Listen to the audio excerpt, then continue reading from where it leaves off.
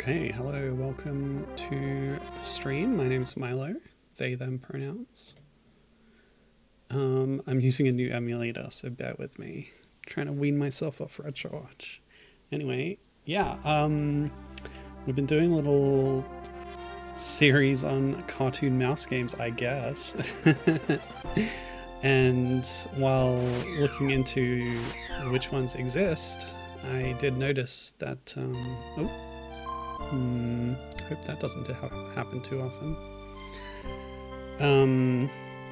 Yes, I noticed that there are a couple of games based on the American Tail movies, and I grew up with specifically Fievel Goes West, but I'm familiar with the original as well, and just to refamiliarize myself, in the last few days I've watched the first movie, the sequel, which this game is based on, and even one of the direct-to-video sequels. I didn't have time to watch the second direct-to-video sequel.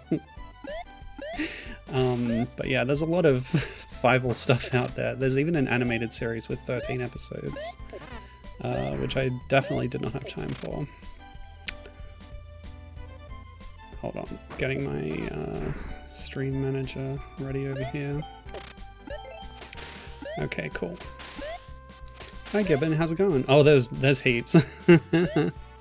So there's the 2 theatrical movies, there's 2 direct-to-video movies, there's a 13 episode animated series, and then there's games, lots of games. I'm playing 2 of the games today.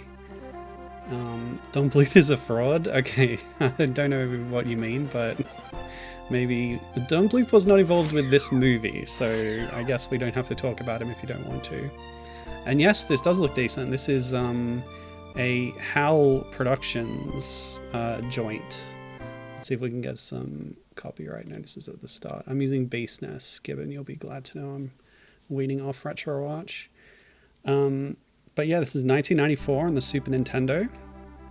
Hudson Soft. That's what I said, right?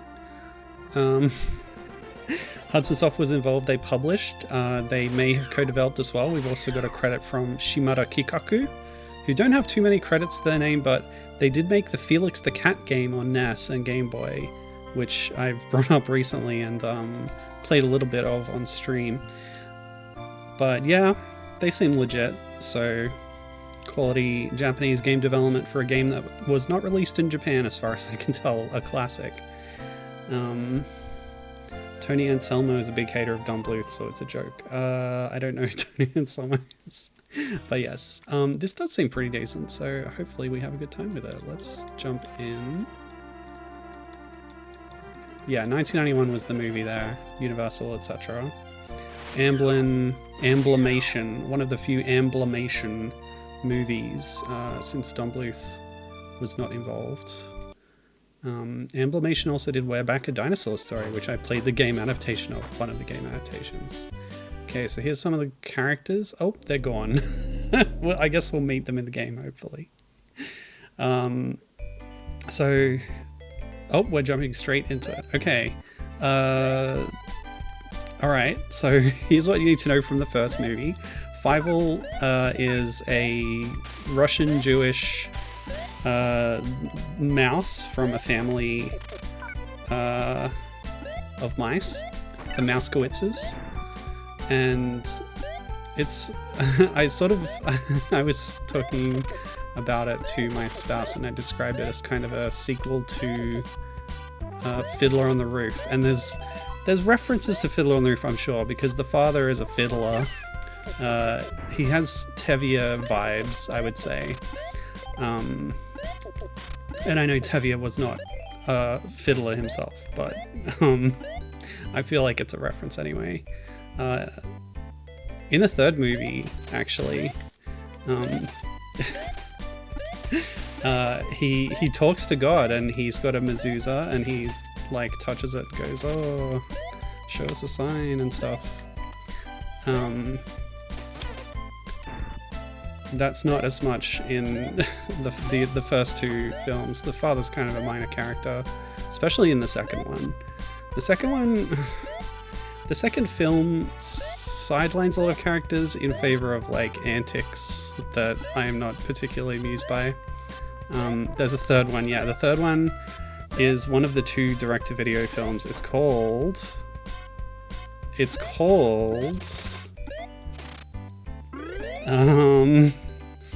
don't remember. It's called An American Tale, A Manhattan Mystery, I think. Something like that.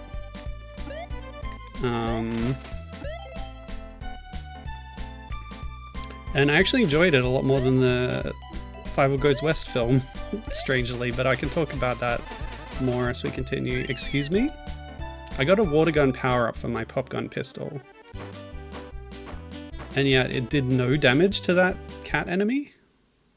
Okay. Stuart Little's looking different, yeah. This time he's animated. Oh, in 2D, I guess.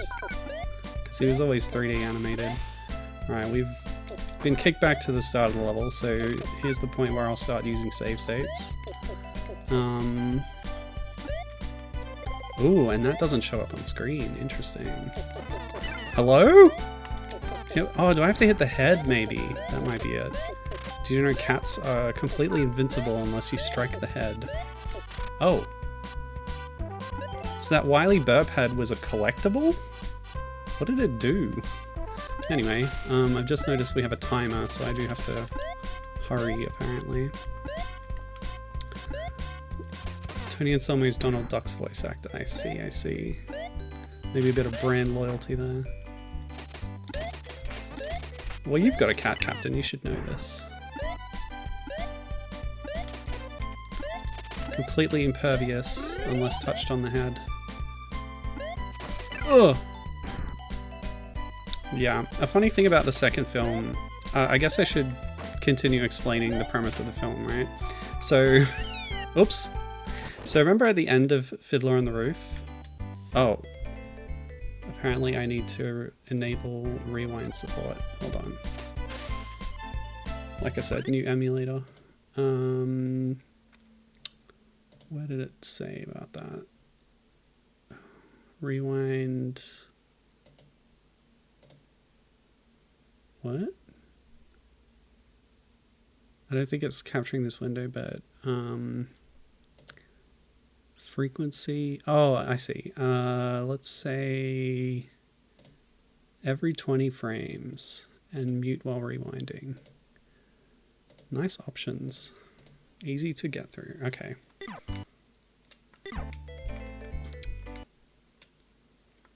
Interesting. Okay. I actually like that it doesn't play all the frames while you're rewinding. It sort of skips, which is better for photosensitivity, so that's good. Oops! Oh god. Well, maybe better. I don't know. Maybe the sort of jumpiness of it is actually worse. I don't know. There we go. So it looks like if you get an upgrade, it lasts forever, which is nice. And the water gun upgrade can put out fires. Okay. So yes, Fievel's family this is set in 1886, by the way. Which is just when the Statue of Liberty is being built. And that's kind of a big feature of the first film, as you see the statue. Okay. Ooh! No! Oh, I still only had 1 health. That's rough. Yeah, like I said, hopefully we'll meet those characters later. But none of them are in the first film. Oh, I guess Tiger is. Okay, so... Yes, they live in Russia. They flee not from a pogrom like in Fiddler on the Roof, but from Cossacks who are attacking their town, including Cossack cats who wear little hats. Oh boy, okay. That's fine, I think. And so they travel via Germany to New York in a ship. To America, where there are no cats, as they say in a very, very long song in the film.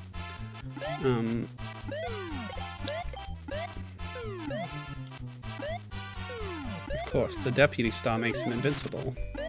It's all about self-confidence. Whoops. Wow. Okay.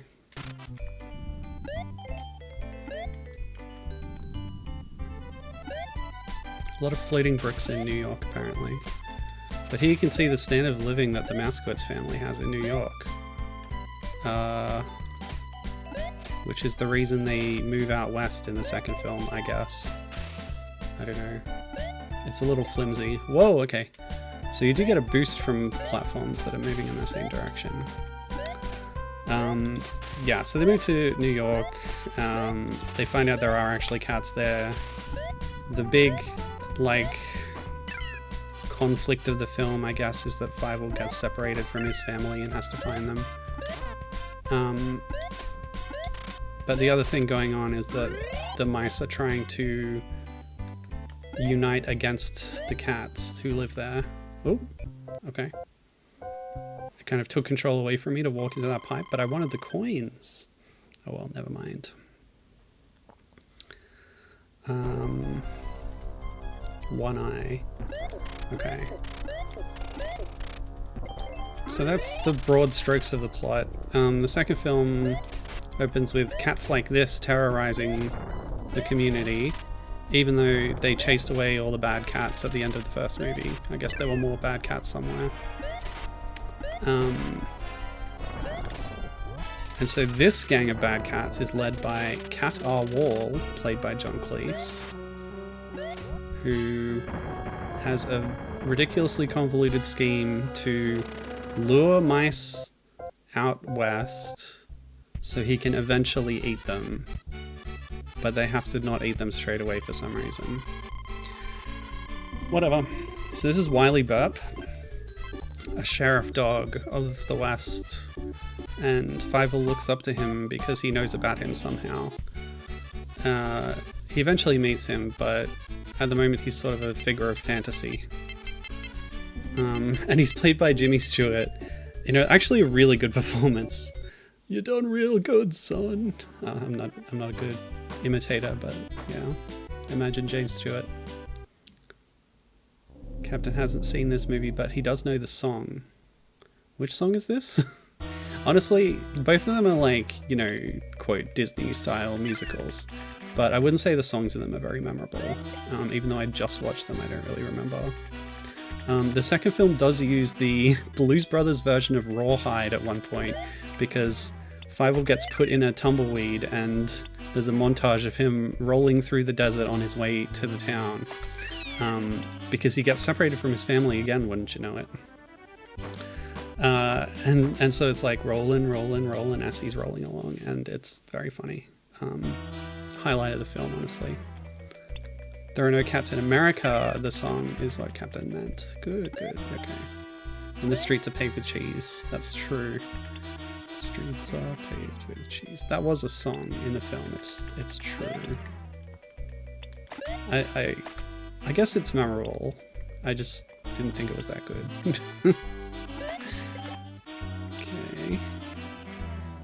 Okay. So the bat is kind of made up for this game, but that dogfish, you do see that in the film.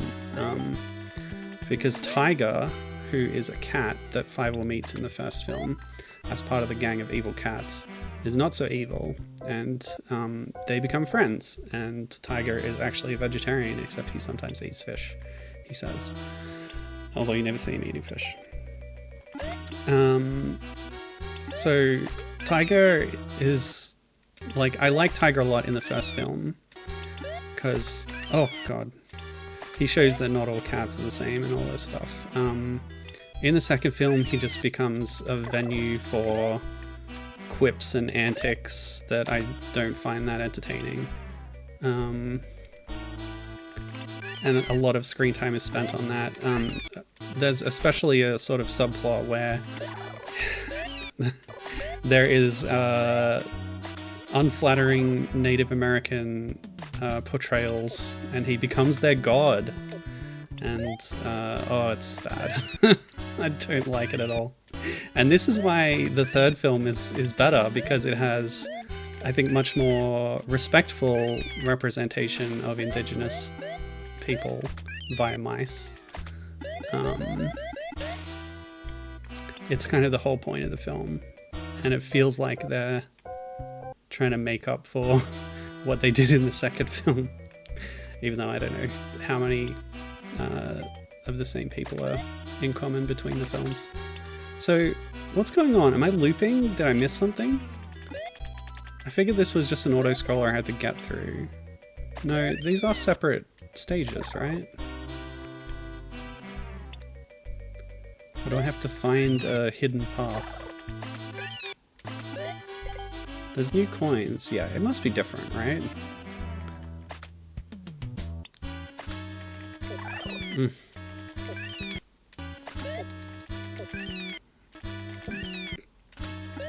So there is a sequence in the film where they're running away from the bad cats. Fievel gets inside a tin and falls into the sewer. So this is accurate so far. He should soon come upon Cat R. Waul, the British cat villain, coercing a group of mice via a puppet.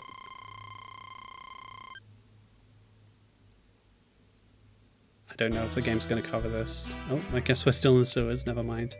Who made this game? Hudson Soft, aka you know, the PC Genjin people, right? Is that them? Oh my god, I'm sorry. I'm not running at full capacity today, I'm sorry to say.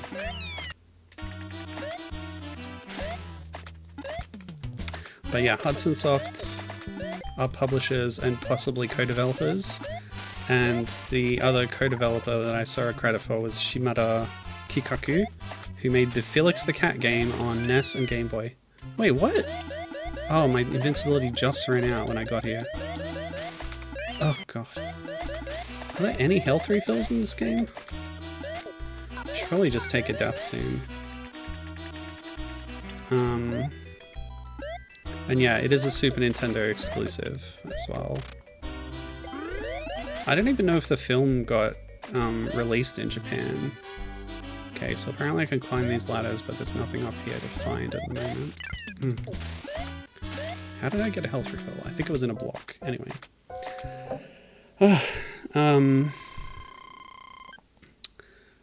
Yes, okay. Still in the sewers. Okay, great. That's fine. Why not? The start of the film is all about establishing why New York is so bad, and why they should move away. But also, when they get there, it's not very... it's not what they were promised by the evil villain, of course. It's quite desolate and dangerous out west. Yeah, but suddenly Fievel is like all about cowboys and stuff. This is another thing about the film that I don't like. It's like glorifying the colonizer type lifestyle. Oh god, okay.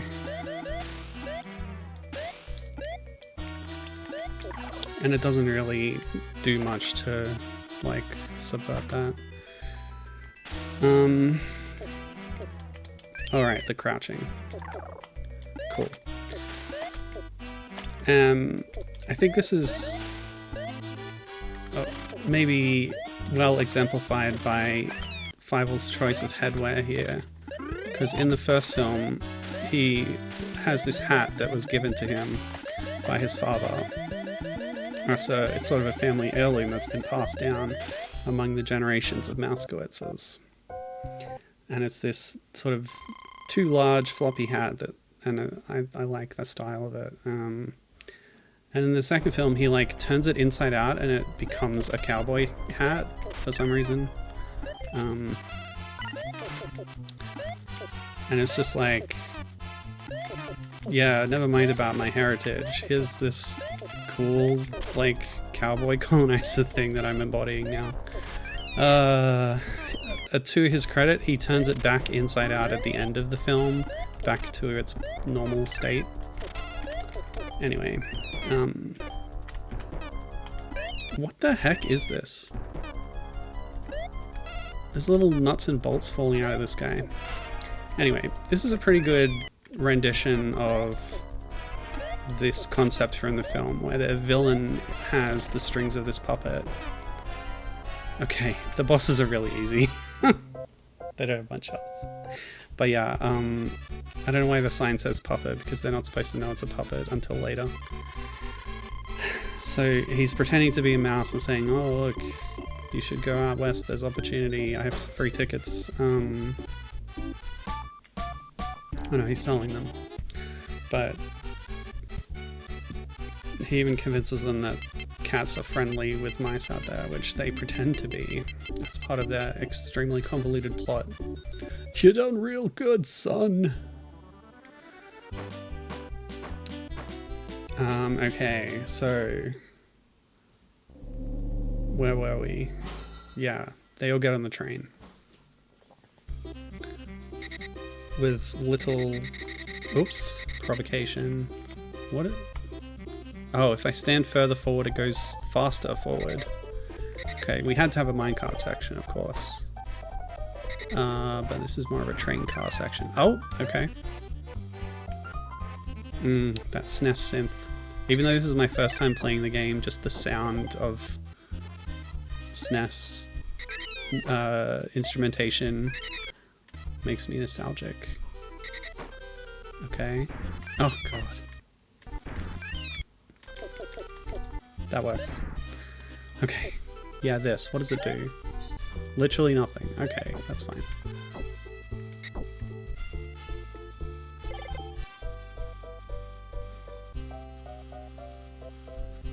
Given is thinking about the guns being those weird floppy tube things that pop corks or fire water as needed. Yeah, that's kind of weird. This, like, pop gun thing, I feel like appeared in a lot of merchandise, but it's not in the film very much at all. I even had a little plastic figure of Fievel from the second film with two pop guns just like this. Can that bounce over me, maybe? Yeah, okay. So the film opens with this sort of fantasy sequence of Fievel shooting all these cat banditos or whatever in an old west town, along with Wylie Burp the dog. And he has a real gun that shoots real bullets in his fantasy, as do all the other cats, although he only uses it to shoot the guns of the other cats so that they drop them in a classic kids movie style thing. Alright, I'm gonna take that death. I don't know how far back it puts me. Oh, 3-1? Yeah. Right at the start of the stage? No, that's too far. Oh, God. Okay, that works. So he's shooting bullets. It even does like a close-up zoom in on a bullet flying through the air to hit a cat's gun or whatever. And yeah, he's just blasting away. And then reality intrudes and he comes back to his real circumstance in New York. He's just playing and imagining that he's shooting guns. And what he's holding is a pop gun just like this. And it's shooting a cork. And then you never see that again in the film. It's literally in just one tiny little shot almost. There is a kind of shootout sequence at the climax of the film, but everybody is using slingshots. The bad guys, the good guys, everybody. Oh, no, I guess the cat has a normal human-sized gun, the baddie, the main baddie, which is mounted on this little platform, and he's like swiveling it around, which is cute. And then Fievel uses that gun to shoot a ribbon, which is holding back a giant mousetrap that they have then piled all the bad cats on top of it to fling them into the air. The cats were going to use it to kill all the mice and then eat them, but they're foiled. That'll come later though, I assume. But yeah, here we're going to be using this pop gun all game long, I suppose. You know what? Those coins are giving me tons of like extra lives, I think. So we've got plenty of them. So we'll take the death and restore our health. Because if they're going to be generous with lives, that's pretty nice. They're just not generous with health refills is the problem. But yeah, are you familiar with this kind of toy gun thing? Because I'd never really seen it.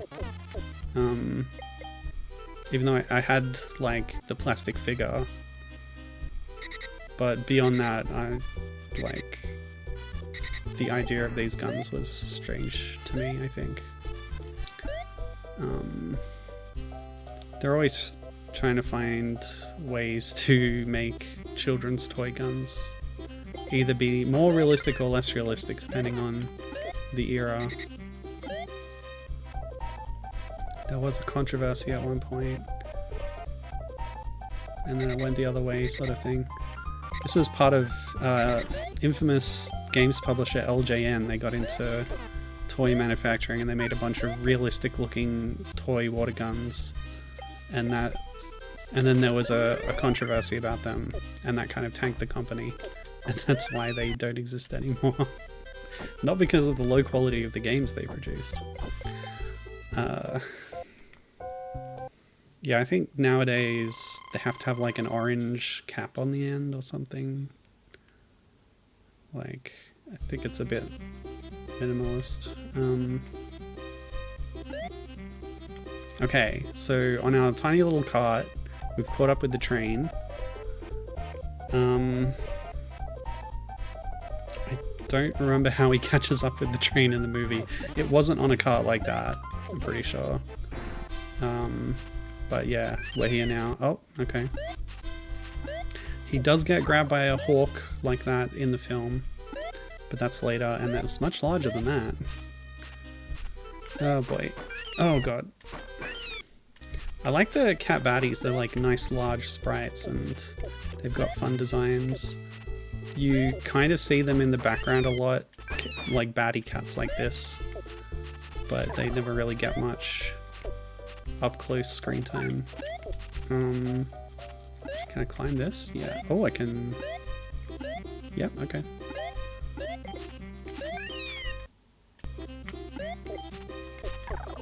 I wish I got more healths. Okay, right, we're on the train. I guess I could ramble about why I don't like the second film a bit more. One of the cool things about the first film is all the mice coming together, and they're all immigrants, right, in New York. They're all from different places. Fievel's from Russia. He meets his friend Tony Toponi from Italy, right, from Sicily. Or at least his family is. You find out... Oh god. And he's played by Pat Music, no relation to Lorenzo Music. She's the mother of Mae Whitman, who plays Katara in Avatar The Last Airbender. There you go, that's trivia. Who else is there? The Irish mouse, Bridget. Like, the ringleader of the whole plan is this German mouse. This rich German mouse, but even though she's rich, she works together with the poor mice. Oh boy, oh boy, oh boy. Which is a nice fantasy.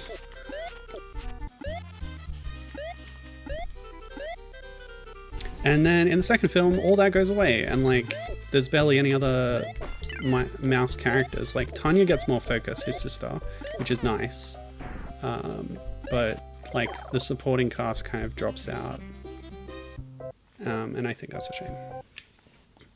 And it just becomes this colonial fantasy kind of thing. Like, and in this case, I mean fantasy by like, you know,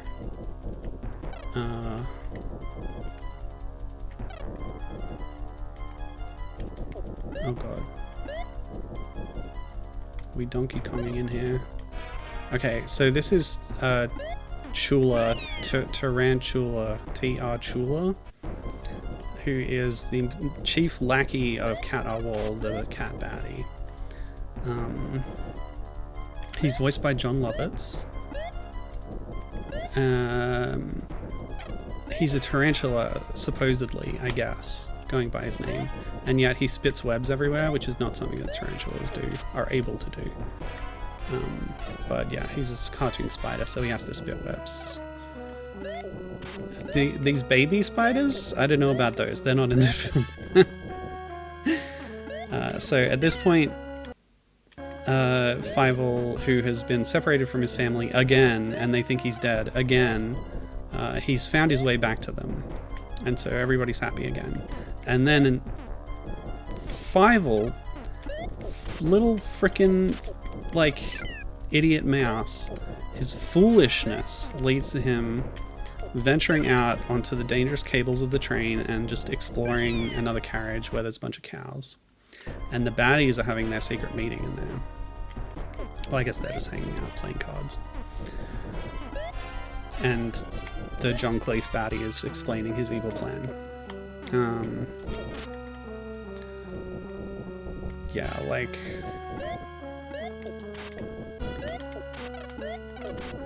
if Fievel didn't just randomly go wandering off, the plot wouldn't happen.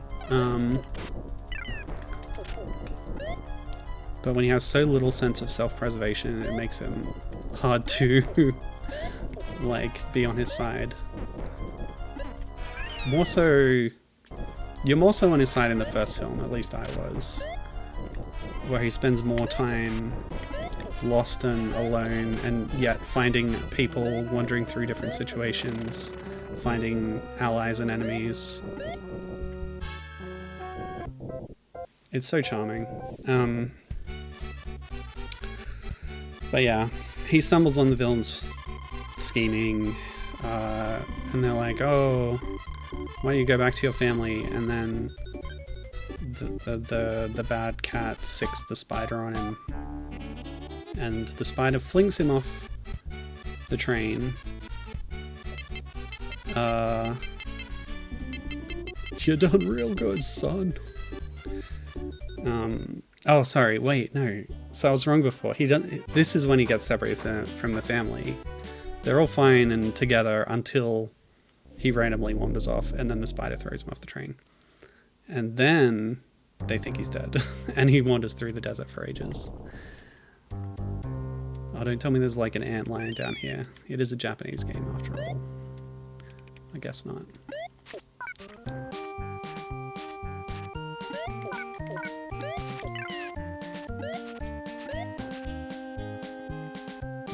Oh yes, a classic ball snake.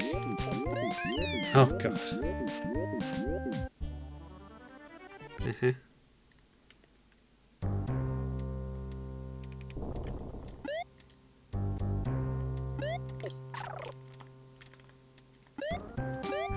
Alright, I was worried that the cactus would hurt you because cactus spiky. And even in the film, he sees a mirage of his family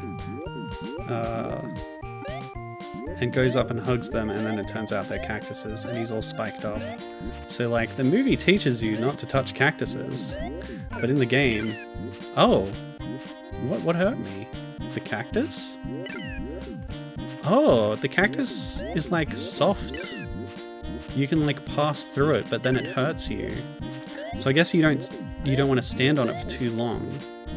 You can touch it briefly, as long as you jump off again. Okay. That's interesting. That's kind of new. Alright, here we go. Blast through some stuff. I can walk through with invincibility? Yeah. Ugh. Dang it. Give me health. Okay, here's one. And yet I lost one to that hawk. Very small hawk. Oh! Okay, so simultaneously with all this, there's a subplot,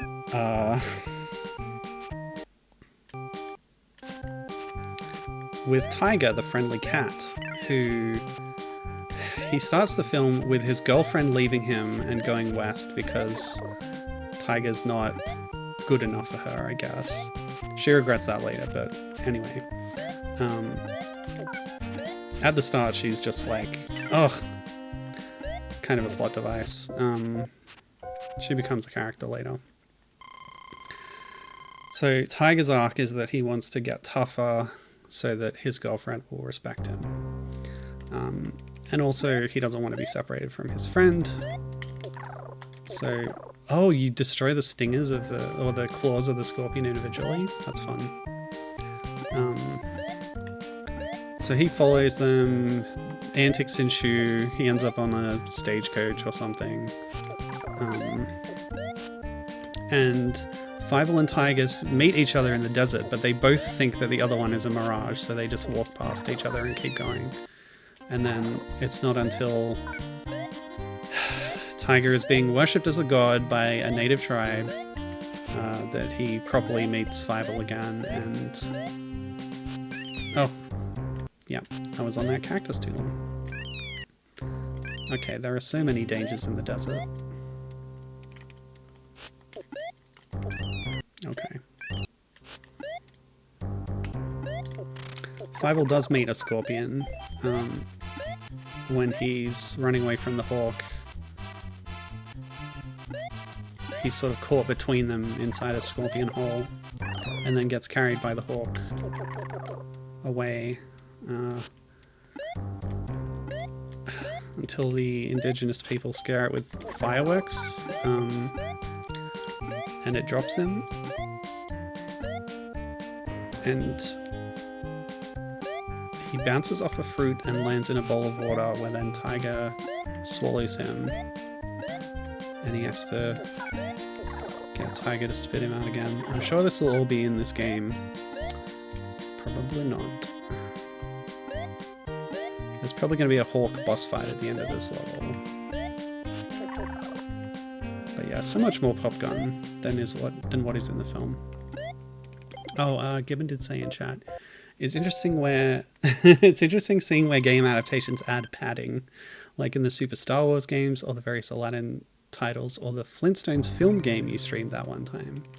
Yeah, like it's really funny seeing... Oh, okay. Seeing like, oh yeah, I guess this was a sequence in the film, but it only lasted 2 seconds, and here it's a whole level. But you gotta make do with what you've got, you know. But yeah, Super Star Wars adds a lot of stuff, especially like all the creatures and enemies you fight. So there is a basis for a lot of the stuff going on here. I don't know if he's out for a whole night. I guess he is because it's nighttime when the hawk flies him over the village. But Tiger meets a skeleton. He calls it a bison skeleton, I think. Although I'm not sure what animal it's actually modeled on. The face seems too long for a bison, but whatever.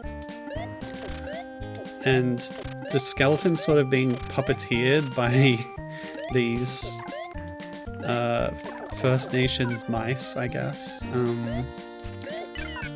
to capture him, and then they're gonna cook him on a fire, and then they're like, oh wait, he's like our god or whatever. Yeah, it's basically the Ewok village C-3PO plot, now that I think of it. And yeah, so that skull is just like the one in the movie, as well as the owl that was in the foreground, because Tiger mirages an owl. Oh, that's a good effect. The hawk flying in front of the moon, and then sprite scaling towards me. That's lovely. Yeah, I like that. Oh, the wings are blowing wind that pushes me away. Cool. Ah. Yeah, they're using the darkness well to make this boss fight arena moody. And like hide the boss a little bit. That's really cool. Oh, it flies through. Getting Yoshi's Island vibes here too. Final boss. Oh, this is good stuff. Oh, okay. I got one hit in and then I died. trying to experiment with shooting the popgun, but you really only have straight ahead or slightly downwards by crouching. You can't aim it in any other way. Or can you? Nope, you can't. I told myself I would read the manual for this game so I would really know the controls, but then I didn't do that. Instead I watched the direct-to-video sequel. But I don't regret it. I think that sequel is quite good. By the way, the 2 direct-to-video sequels are set in between the first and second movies, so they're still in New York. There's like a sly reference to the second film where Fievel's like, oh, I dreamed I was a cowboy shooting people and stuff. And then they go, oh, like that's ever gonna happen. Ha ha ha ha ha. But yeah, that's like, they're both interquels. But the animated series from 1990 something is set after the second film. So the order is movie 1, movie 3, movie 4, movie 2, then animated series. Oof. Okay. Oh! So now it's okay to fall off the bottom of the screen. That was a cutscene. And the latest Fievel game is a PS2 game that adapts the first film.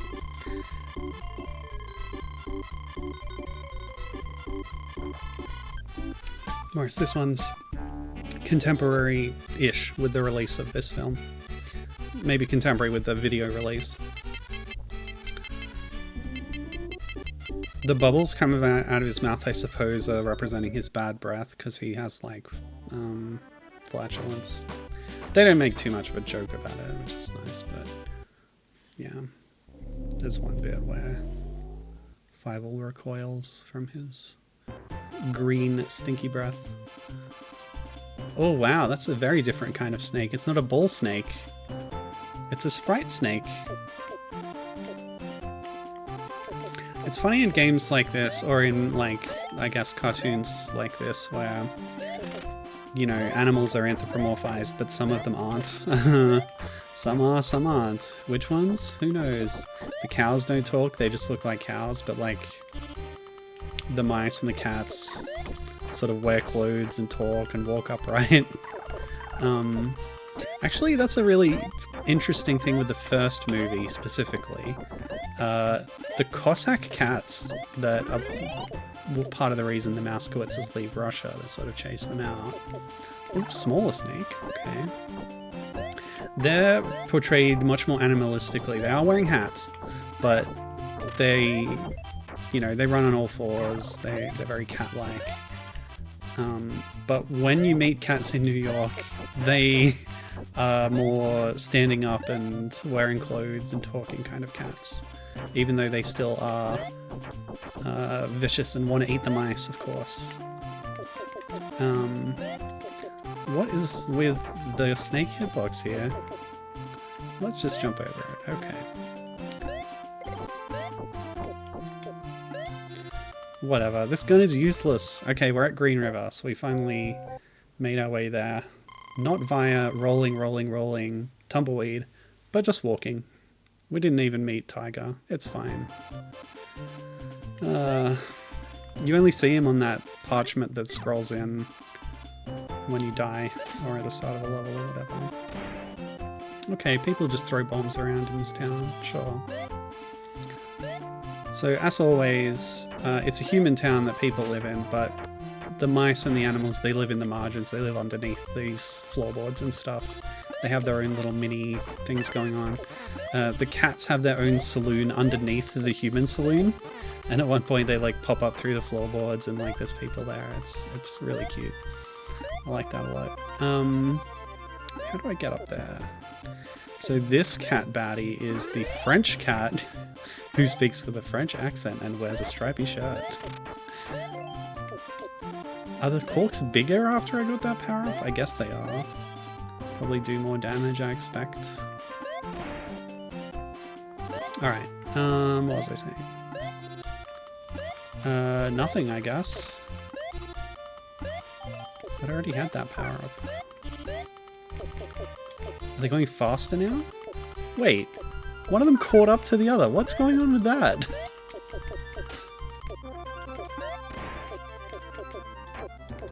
Some odd momentum happening. I don't know. Can I climb on this? I can. The sign. Foreground, background issues. Okay. Ugh. Whoa, threaded the needle.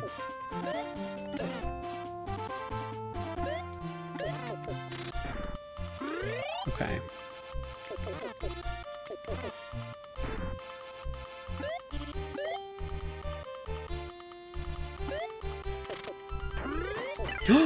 I upgraded my heart total. It's at 4 now. That's nice. Could have done with those earlier. No! Okay, so you can stand on the wheels apparently. But yeah. Not much use when they're going downhill. Now I'm going uphill. Oh, back to full health, thank goodness.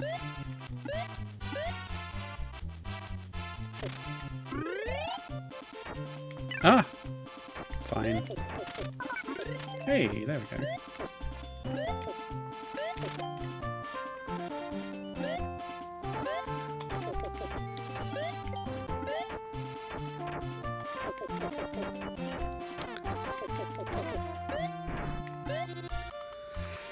Okay, cool. So, I don't know, trivia. Here's a fun fact for you. Fievel was named after Steven Spielberg's grandfather, I think. I think it was Spielberg. He's definitely involved. He's like an EP and everything. His company, Amblin, of course, animated the second film. Don Bluth was not involved in the second film. Apparently they had a creative breakup or something. Oh! I had to walk through the saloon swinging doors to advance the level. There we go. There might have been something to grab up top, but oh well. But you know who was involved with both films as an EP? Kathleen Kennedy, now of modern Star Wars fame. So good for her. As well as David Kirshner. He was very involved, I think more so in the first film.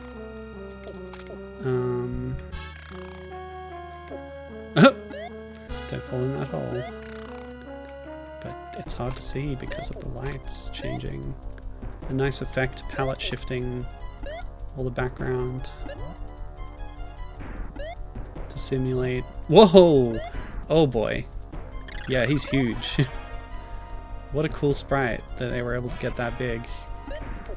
Alright, so I guess this is the scene where Fievel has made it to town, but Waul knows that he knows that they're evil and planning to kill all the mice, right? So he sends Tarantula after him again. And this coincides with a scene where kind of Tanya's big moment in the film, because she's got an arc now where I assume I have to hit this guy in the head, but I don't know how to get that high. I could just keep trying to shoot him in the legs, I guess. Alright. I still have a big cork. Oh, but by dying I lost my 4th heart. That's really harsh. Ugh, hate that. Okay. So yeah, Tanya doesn't do much in the first film, but in the second one she has her own subplot. Are you kidding me? I got stuck? Where she wants to be a singer. It's her ambition to be a singer. It's very Pauline in Donkey Kong Bonanza, which I'm playing right now, by the way, so I noticed the similarities. But she lacks confidence when singing in front of people, just like Pauline. In fact, Pauline probably ripped off. Or like Nintendo APD Tokyo ripped off Fievel Goes West, I'm sure of it.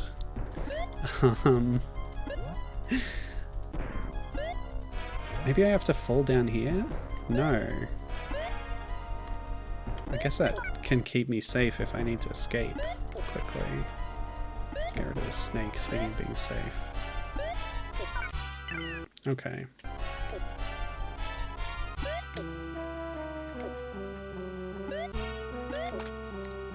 We did it.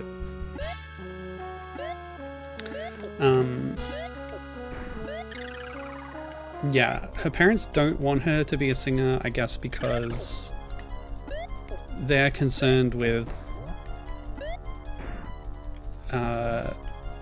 like actually providing for their family and having how do you say, like, stable employment, because Tanya sees like a singer and an actor. Oh, you stand on the hat. Okay. And try not to get hurt a million times as you do so. Oh, it's already over? Wow, these bosses have so little health. What do I do now?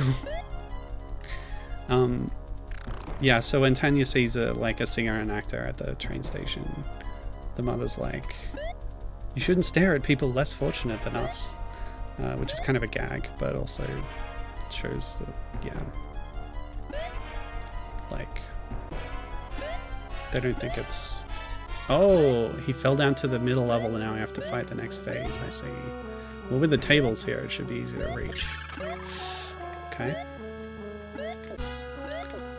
But either way, she wants to do it anyway, so... Despite non-supportive parents. Oh. And there's this really interesting dynamic that gets introduced where this villain cat character notices her singing at one point and kind of becomes besotted with her. Not like he's really entranced by her singing, right? I don't think it's an amorous thing, is what I'm trying to say. Although maybe it kind of is.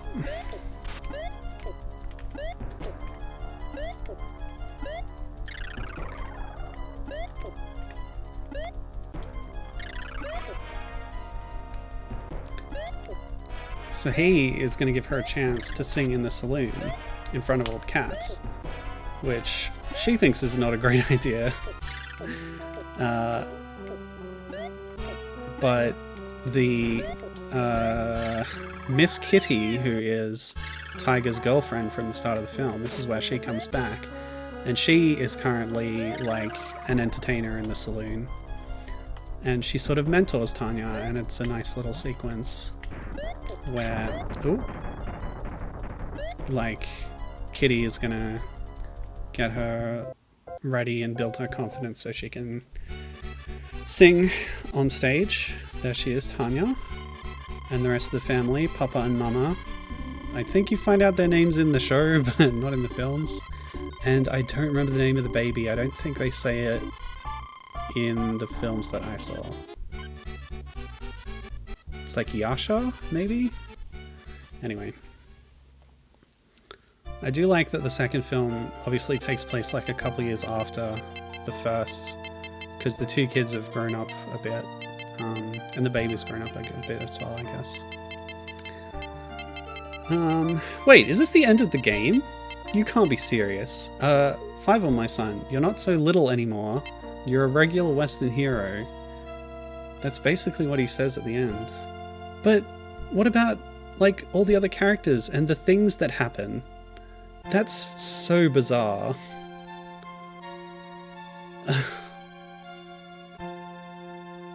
What?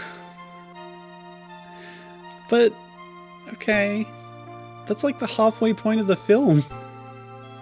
There's a whole thing where, like, Wylie Burp has to train Tiger to be like a tough dog instead of a wimpy cat.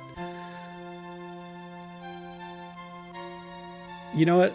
I'm glad they cut that. That was not great. I don't know. Yeah, if you cut that, I guess there's not much else. Okay, well, sure. We got to the saloon and we killed Cat Waul, sure. Given thinks that the implication more is that the sort of singers that sing in a saloon are like cabaret girls as opposed to a more respectable singing career like an opera or something. Yeah, that's a good point. But you do see the opera singer in the saloon, which kind of muddies that a bit. And it's the opera singer type mouse that the mother is specifically opposed to at the train station.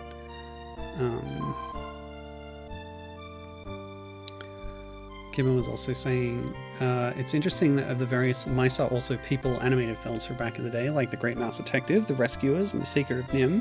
This is the one not based on a book series, and therefore the one that didn't need to pay licensing fees. Subsequently actually continued in any meaningful capacity. Good point, yeah. I'm sure they had to license the Blues Brothers song, but yeah. But it did continue quite a bit, so it seems. I think the second direct-to-video film was 98, but then it does kind of dry up after that. But yeah, they did keep it going for a while. Was The Rescuers based on books? Like, obviously, the detective thing was a Sherlock Holmes pastiche. I don't know much about Secret of Nim, though. Yeah, anyway. We barely saw Tanya, unfortunately. We didn't see Tiger at all outside of that scroll. Wylie Burp, I guess, was in the end of level screens. Wow. Okay. Well, that's kind of all you need to know about Fievel Goes West, I suppose. Strange. The game's pretty decent, though. Like, they could have done a little more with the gun upgrades and stuff, but I can't believe how quickly we got through that. I was rewinding a lot. But yeah, good stuff. So I have a second game now. So if I do this, and then I go over here. Nope, that's the wrong one.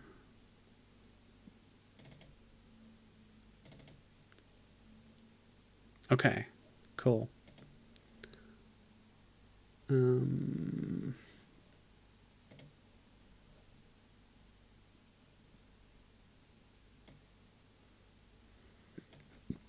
Hocus Pocus, a Danish development studio. Oh, that's loud. Okay, I think OBS is set okay, but I want to turn it down in my own ears, which I learned how to do. Because I'm good at computers. That's much more comfortable. Let me know if I should change the volume at all.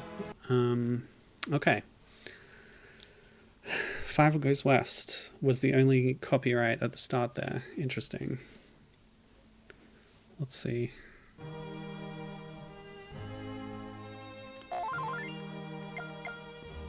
I like that. Put it in caps to show you over it. Oh, normal or hard? Let's just go normal then.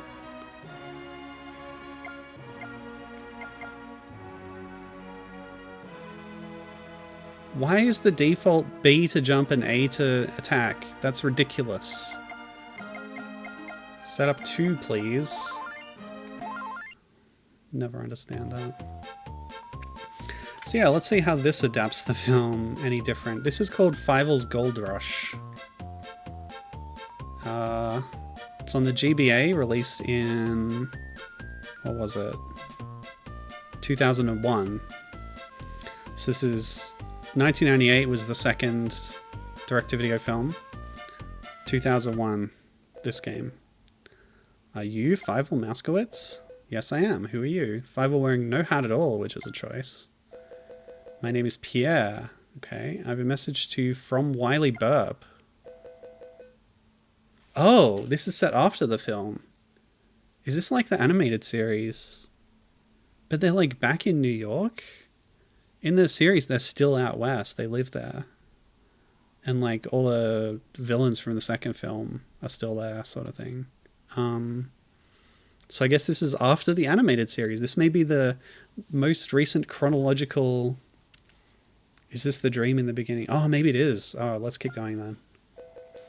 I know he's in a lot of trouble. Here is the message. Wylie asks that you read it right away. My dear friend Fievel. Sorry, Jimmy Stewart. When you read this, it means my good friend Pierre has found you. I sent him off to find you. Oh, it's becoming Christopher Walken. Because I need your help. Since we last met, I've traveled further west to try my luck searching for gold. I'm so bad. And anyway, it never hurts to have a little saved away for old age. Guess I got lucky and found myself a nice little gold mine, just as how Gold Dust Gulch. The only trouble is a no-good cat called Malone and his gang. Malone? That's a new character. So the show actually had an episode about a gold mine. But it doesn't seem like this game is based on that. And there's a new secondary antagonist called Sweet William in the show. So I guess this is another one. Anyway. Planning to steal the gold mine from me. Luckily, only I know where the mine is, and there's only one map leading to it. I've taken the map, torn it into 4 pieces, so Malone can't get his filthy paws on it. Each piece goes to one of my good friends all over the country, and you, my friend, have got the first piece. Help me, Fievel, find all the pieces of the map and keep them safe until Cat Malone and his gang have left this town or until they are all put in jail. Wylie Burp. I will help Wylie. First I'll find all the pieces of the map, and then I'll go to Gold Dust Gulch to help Wylie get rid of this Cat Malone. Yes, let us restate what we just learned. But Fievel, Wylie asks you to keep the map safely away from where the mine is. True. I don't care. My friend is in danger, and I'm going to help him. But I must find the pieces to the map before I can save Wylie. Very well, but be careful. Cat Malone saw Wylie tear up the map, and he has sent his gang after the fellow pigeons that flew out across the country. Hold on, I just remembered something. This? Hold on. Just resizing the window. Okay, here, take this hat. Hold on. Okay, no hat. The pigeon's giving him a hat. It's a magical hat that Wylie gave to him, or them. A shaman once cast a spell over it, and if you throw it or lose it, the hat will come back to you. So all that stuff I was saying about the hat, this is a different hat? Yeah. Thank you, Pierre. Now watch out, Cat Malone. Fievel is going west looking for gold. You know, you may have a point about this being in the dream sequence. That's a really good observation. Which is a shame, because that means it's not set after the film and advancing the story. Thought I could go in that door, but no. Okay, so we've got kind of a slightly pre-rendered style for the character graphics, which I always like to see. It's something you see a lot on GBA.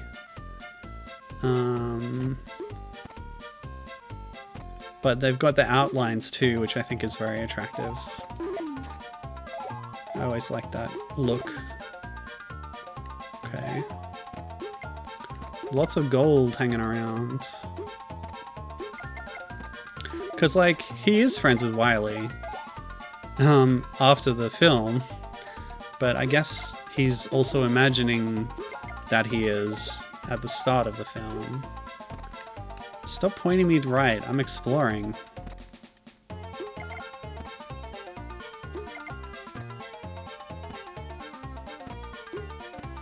He doesn't even recognize Wylie when he actually meets him, not at first.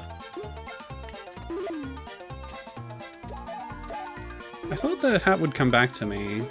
Oops. Because it's like dropped on the ground and you have to pick it up again, which is a interesting little mechanic. Yeah, so now what? Ah, you do have to go and retrieve it. Maybe it coming back to you is just the boomerang effect. Who are these mice anyway? Why am I killing them? What did they do?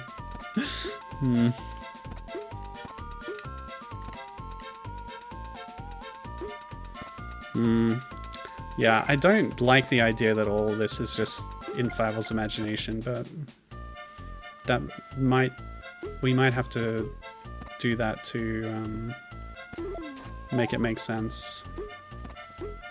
Ooh, Gibbon has found more information. It is indeed a sequel. Interesting.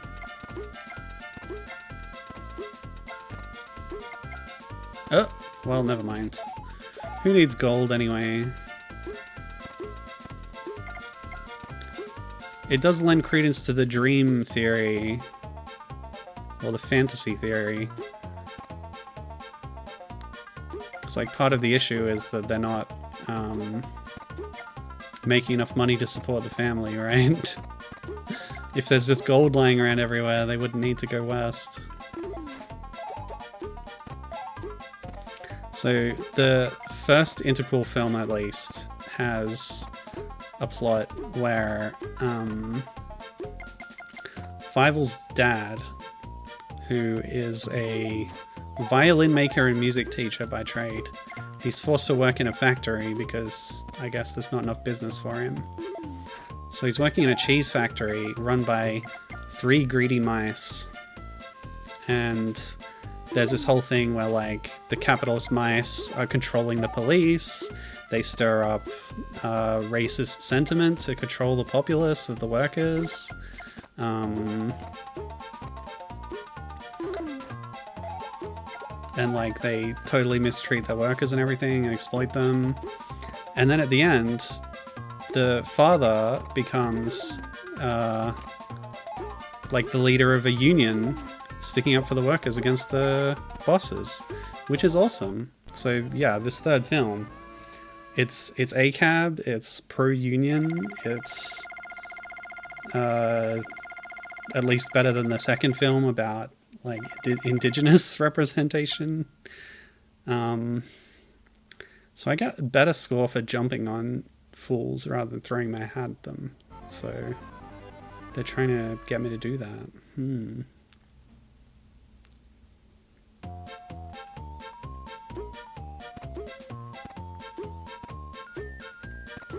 Let's do it. Yeah, take that. But gold just give you points. It's Donkey Kong.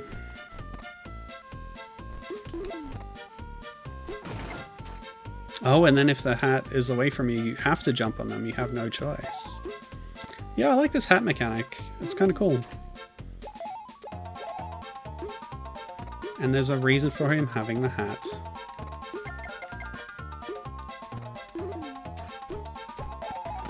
As well as, like, a character emotional connection kind of thing, because it was given to him by his old friend Wylie.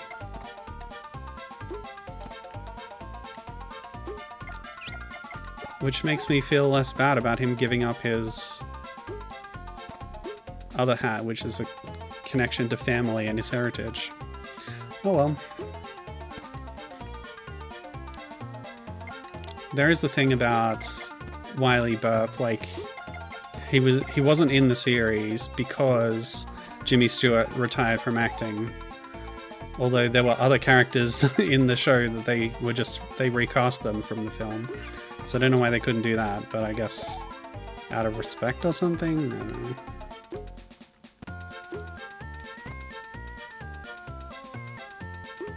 know. It does make sense that he would retire after the events of the film. And then I think Tiger takes over as, like, the sheriff, supposedly. Which is funny because in the third film, after the corrupt police chief gets ousted, Tiger becomes the police chief of the mouse community in New York, I guess. So it's sort of echoing things that happened in the second film. Oops. I wonder if it's possible to lose the hat semi-permanently in a level.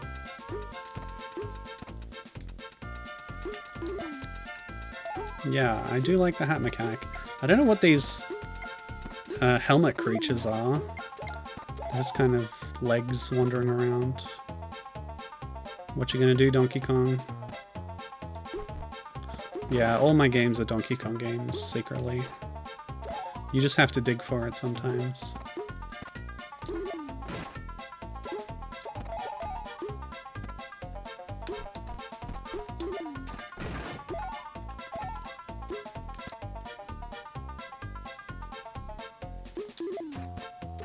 Oops.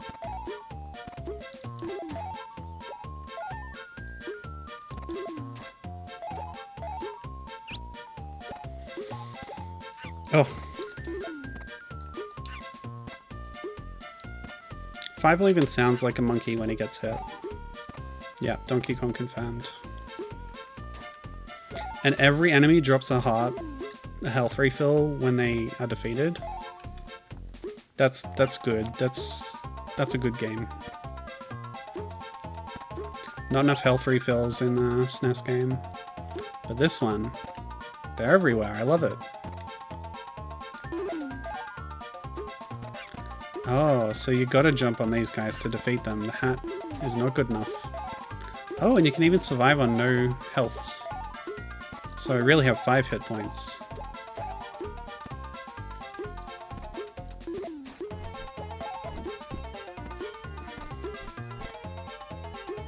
Oops.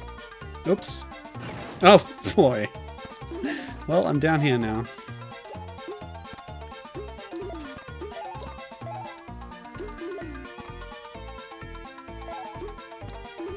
I love how it just lands on his head again. It really is magic. That shaman did a good job or whatever.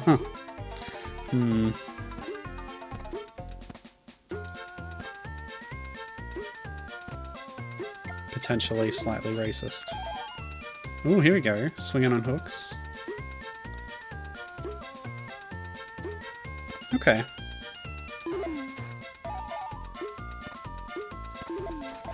Oh. Of course the hearts do despawn pretty quick.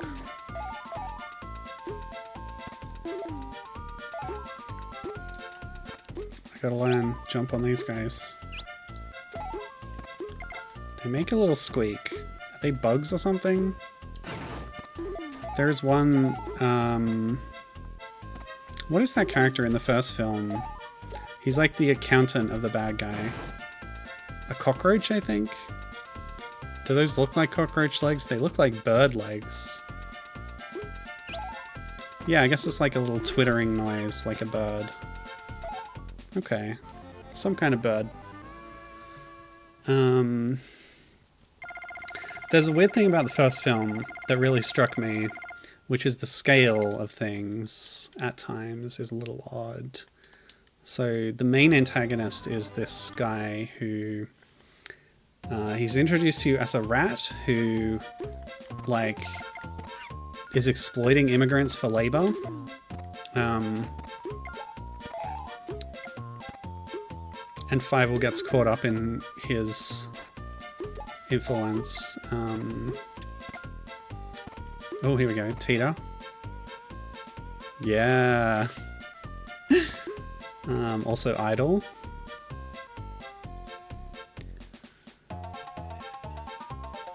Yeah, so he's like this baddie rat, but then later on you find out that actually he had a false nose and false ears on, and he was a cat all along. And then you think about it for 2 seconds, and you see him in group shots with other characters, and you're like, wait a second. The cats in this movie are very large, much larger than the mice. But this guy, the rat character, is only slightly larger than the mice. And then suddenly he's a cat, and then how big is he exactly? Like, he's a cat that's only just bigger than a mouse. So is he a kitten? No, he seems like an adult. It's just very strange. And like, he's still pretty small when he's leading the other cats. And it just... yeah, I feel like it completely breaks down. This is what I was talking about before, how the Cossack cats are portrayed and depicted so differently from the New York cats. And then this rat character comes along who's actually a cat. And maybe he's a runt. Yeah, my cat is a runt, I think. But I don't think it would explain the sheer... like, he's a quarter of the size of other cats. I think it's a little more than runtism. Yeah. It's like more or less of a problem in different shots depending on exactly how he's drawn in that scene. But yeah, it is kind of distracting at times.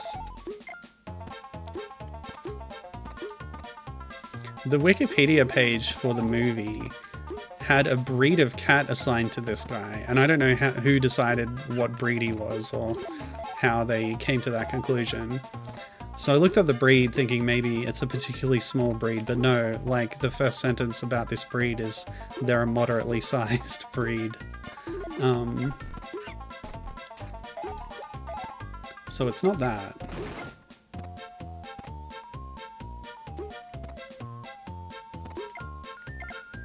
Oh, Statue of Liberty.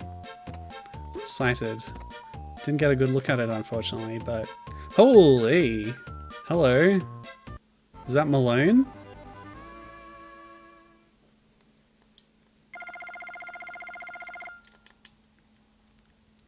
Yeah, so the Statue of Liberty, you see it being built in the first film. Oh, sorry.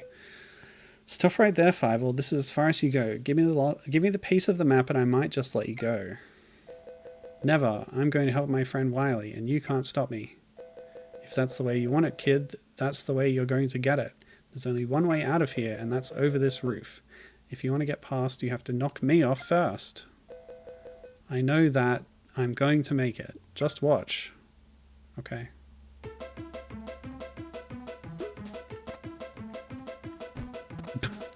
Okay, so that's not... Yeah, I could do this all day. Nice track, too. Oops.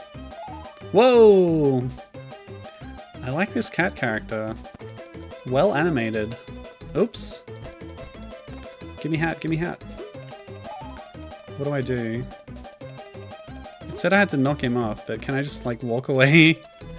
No, that's a wall. Oh, nice statue back there, by the way. Yeah.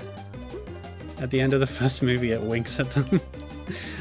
But yeah, you see it being built and, like, it doesn't have the head or the torch at first, which I found out were displayed separately while the thing was being built.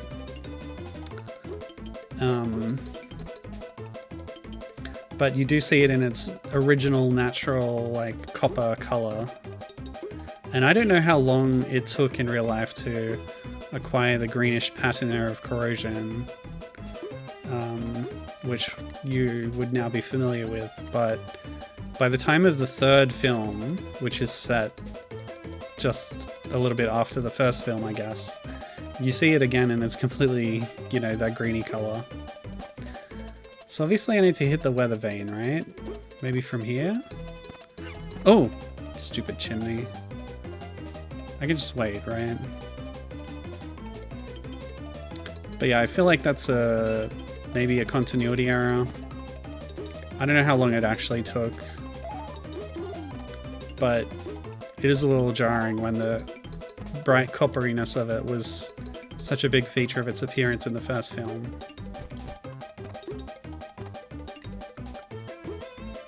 To then lose that in the third one seems a shame. Oh, also about the third film. So the first one was animated by Don Bluth, and I guess maybe people associated with him. The second one by Amblimation, you know, Spielberg's animation company. The third film was at least partially outsourced to a Japanese animation studio. I think it was it TMS? Hold on, I gotta look this up. I don't want to get it wrong.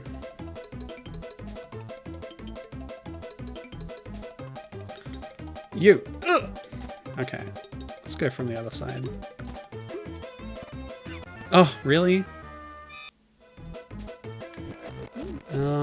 Yeah, about that. You just can't tell when the smoke's coming out, that's all. Go! And then what? Maybe I gotta bop him on the head after using the weather vane.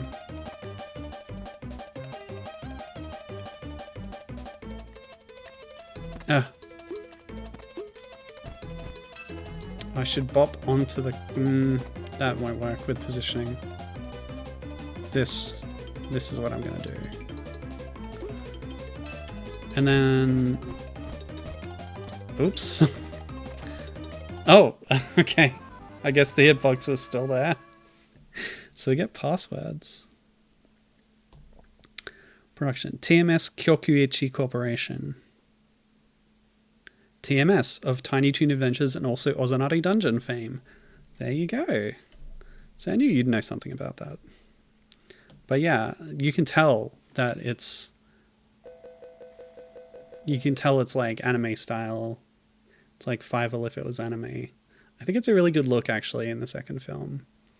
The third film, sorry.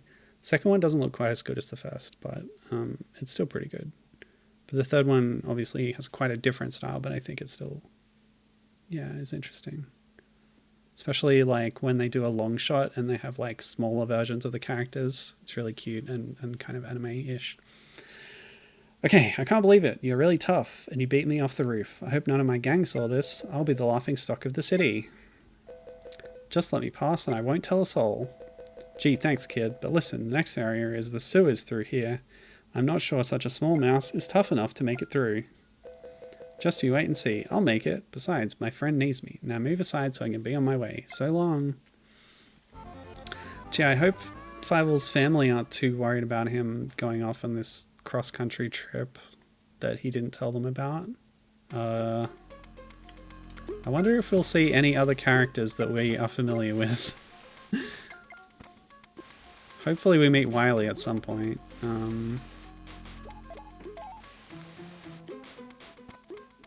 But yeah, it seems unlikely at this point that the baddies from the movie are going to be around.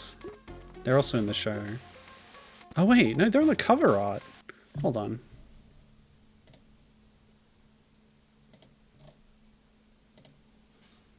Look. That's Cat Waul. Hold on.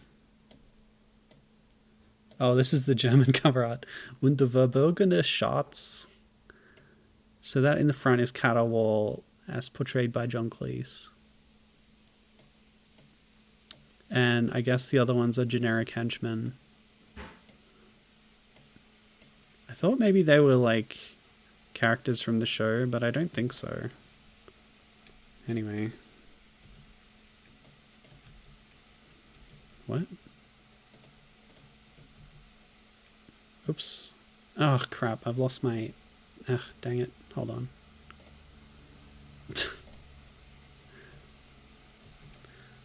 I was trying to do the shortcut and it just... anyway. Now I gotta adjust this again.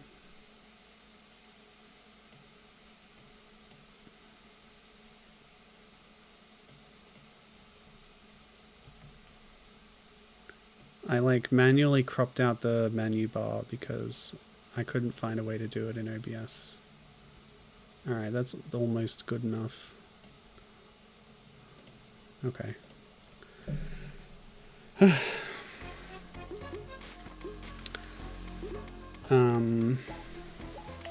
So Gibbon has determined that this is apparently the so far final piece of media in the franchise. Yeah, like I said, the PS2 game was released after this, I think. But it's just adapting the first movie. So yeah, apart from that, it's the final one in terms of release order, but it's also the final one in chronology, according to what Gibbon's saying. Oops. Although I'm still not convinced that this isn't all taking place in the fantasy. Although it's pretty detailed for a fantasy, like a kid playing. Like in the movie, obviously, he's just skipped to the good part, which is him doing a shootout with a gang of bad cats. Oh, okay. Interesting. Oh. So what are these things in the cans? I can't tell what kind of face they have. They might be rats. Yeah, interested to see how this ends, for sure. I'm interested to see who else turns up. I was really disappointed with the SNES game. They just didn't have many characters in it.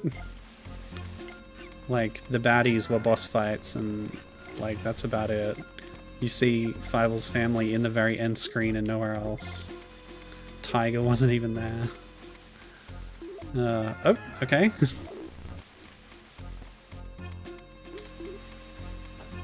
Yeah. Oh wait, the hat! It fell down off screen, into the void. So there is a way to lose it. No more hat throwing for the rest of this level.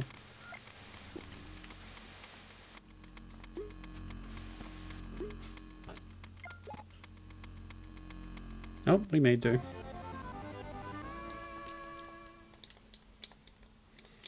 I wonder how long it's going to take to actually get to the west.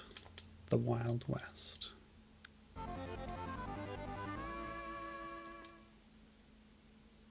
Because we're still in the sewers for now.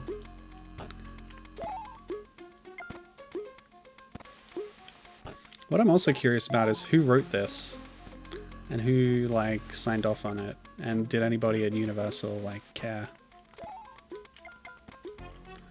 Did David Kirshner, whoa, approve this story?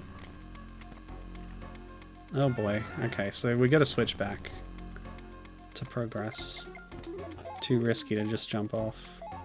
The tails are saying rat to me, of these canned creatures. Although the mouse tails in the movies are just kind of thin black lines. I don't know about this kind of fleshy tail that these guys have. But I'm happy calling them rats for now. I'm not sure what species. There's a character in the third film played by René Auberjonois, aka Odo from Deep Space Nine. He's like a professor who works at the museum. And he's not quite a rat, but he's not a mouse. Yeah, I don't know what he is. His ears are kind of strange. Maybe he's a vole.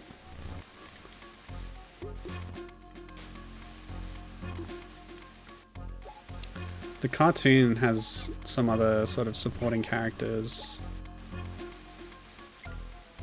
Like Fievel is at school, which is a first for the whole series.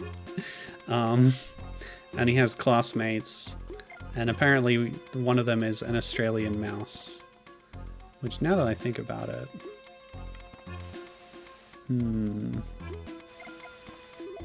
We don't like mice over here, because they compete with native animals, and we have to be protective of our native marsupials.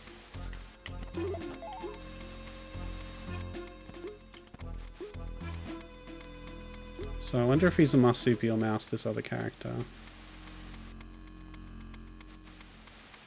I don't think he looks that different from the other mice.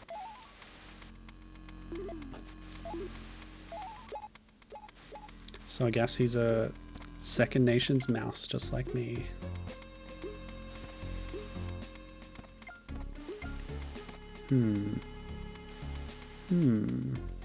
Up? How do I go up? Oh, on a platform, of course. Whoa!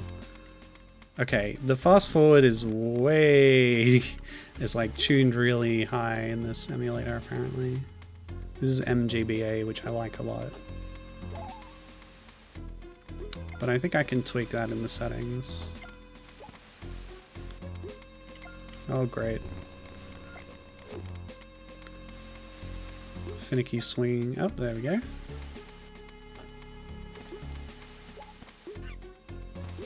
I like the structure of this level, how it goes up and down and around.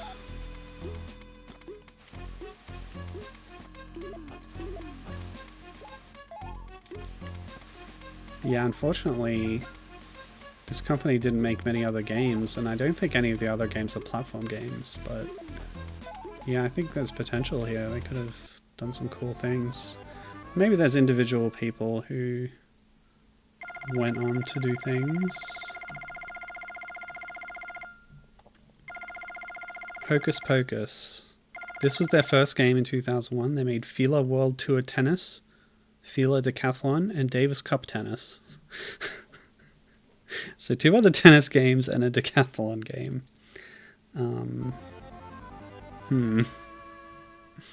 Interesting.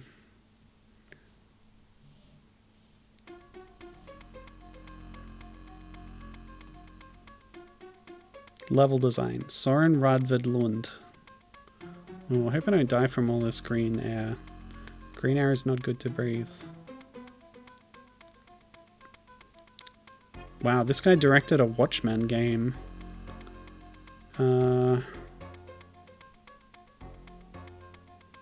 Sorry, this person. Soren?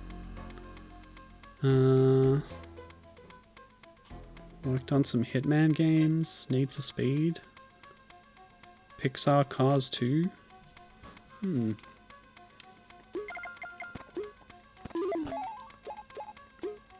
Ah.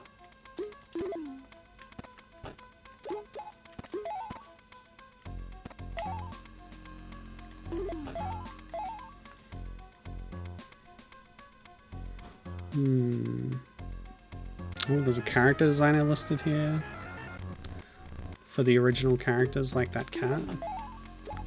Who's that? Henrik Thomas. Not many credits there either.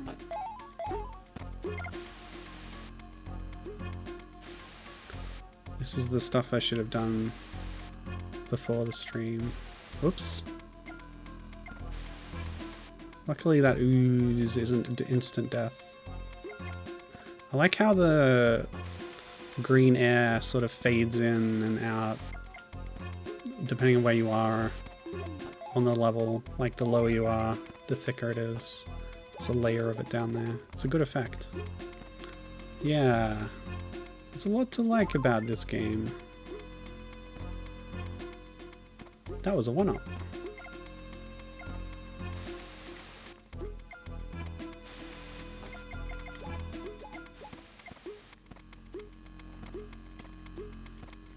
Like, the first game played pretty well, but I think it was a bit difficult and abbreviated in terms of its content. This one I'm finding a little more satisfying.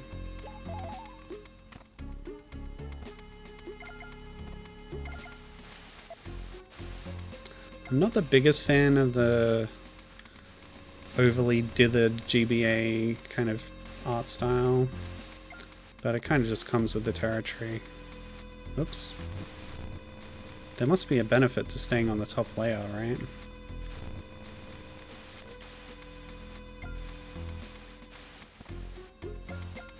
$2 gold? Oh, I had to go down anyway. I could have dropped earlier. Get less gold, but you had to go down to progress. It's so green. It's kind of too green. But considering that green is how they depict, like, smelly air in the film, I think it's an appropriate choice. Like Wylie's burp. Wylie Burp's burp. But they do it at least one other time in the film. And interestingly, like, the sort of puff of green air that comes out looks quite sort of rotoscopy. There's a fair bit of rotoscoping in, like, the first film for, like, the mechanical giant mouse of Minsk that the mice build to scare the cats, and, like, some I think the ship, the train in the second film as well. So that sort of thing that's very complicated to draw. Anyway, this is a kind of fox, it looks like. They're pretty small for a fox. Maybe it's a rat. So you're the little guy that thinks he's so tough. Well, you made it through my side of town so far, but you're not going to get any further. I'll see to that. Your friend up on the roof said the same thing. Do you guys all learn to talk like this way, at bad guys school? Yeah, make all the fun you want, but you're still not coming through here. Don't be too sure about that. We'll see soon enough. I wonder if the show ends with them going back to New York. Whoa, what's... Okay, we swing here. Oh! It's like a flush lever. I emptied some sewage onto this guy's head. Oh, I got stuck. Oh! Okay, I'm confused. Let's try that again. So which one does what? Middle... How many pipes are there? Yeah, right and then left. Oh.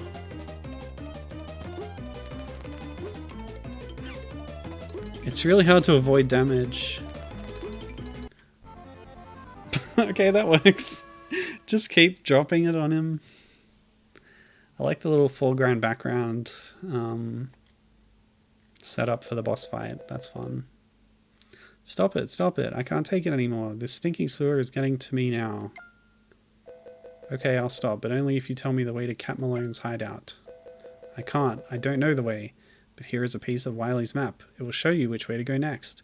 Wait, this guy had a piece? So was he a friend of Wylie, or did he steal it off whoever Wylie sent it to? That's probably more likely, I guess. But I guess there's unseen characters that Wylie knows that we are never introduced to. I've checked it already, and you need to get the train to Crystal River. The train? Oh boy, I'd love riding on the train. Okay, I would have thought you'd be traumatized by the last time you're on a train, but okay. I don't think it will be a pleasure ride, kid. The train is filled with Cat Malone's men, and they all want to stop you. Now get on your way. The train is leaving soon. Okay, thanks for the tip and the piece of the map. Yeah, helpful bad guy. They didn't teach him that at bad guy school.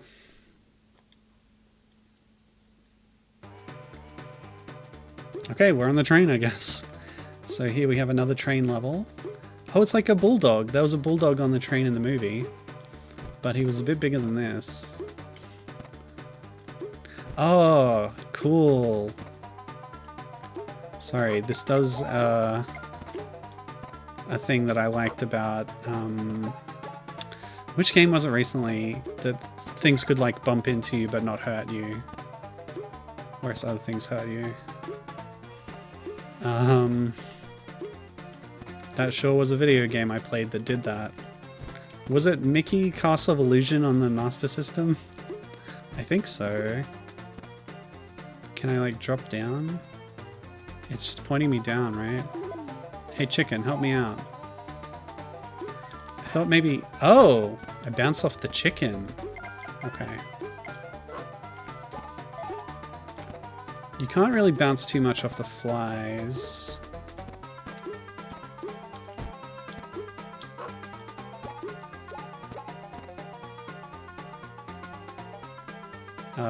Kind of thought that would fall, but okay. Go this way. Oh, what? Ah! Yeah, don't fall on the train tracks. It's good advice. I'm glad it doesn't instantly kill you again.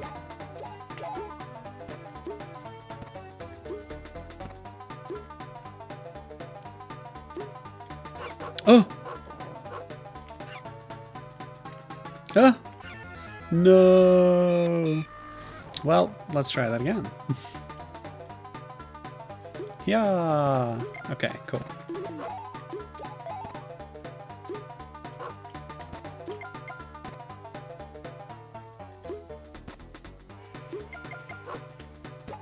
The dogs walking on their hind legs is just weird.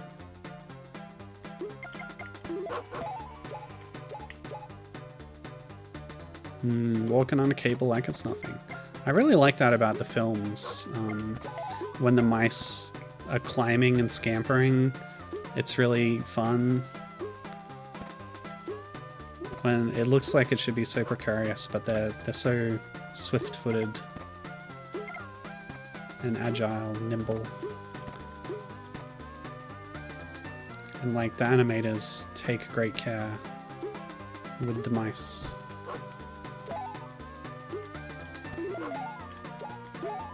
Yeah, it's the strength of the film. Hey, come over here. Oops. Yeah. Okay. Once again, I am a fan of the level design. Oh, it's a cow. Hello, cow. They ain't moving much, but that's okay. There sure are a lot of dog staff in this train. Oh, I need to like grab onto the swinging cow tail. Like by bopping? Maybe not. What gives?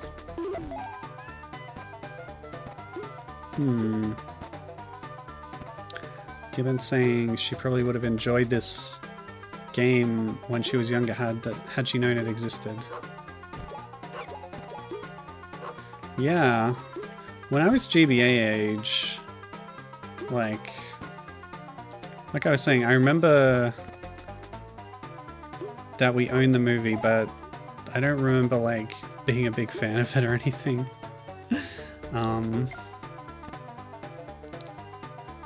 I'm getting a kick out of like the nostalgia now, and revisiting the film was interesting. Although I think the first and third films are better than the second one. But would I have enjoyed this game? I'm sure I would, because like I said, I think it's designed pretty well. On our GBA we had a Crash Bandicoot game, which I would compare this to. I don't remember what it was called. I think it's the first one. And I know it has a different name in North America than it does for us. But yeah, it had a similar vibe to this because, you know, a lot of GBA games had this graphical style.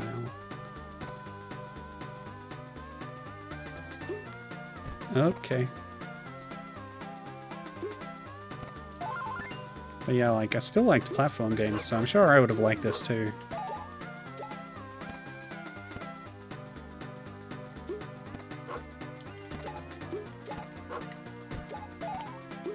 But let's see, at the time when I would have been playing this, now it told me to go down here. Oh god. Because like I said, we had the VHS of this film, right?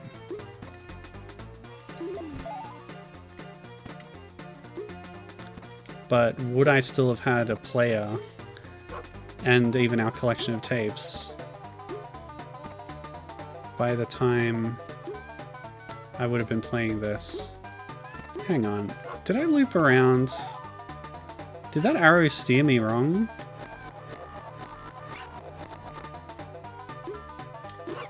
Ah. And then I die.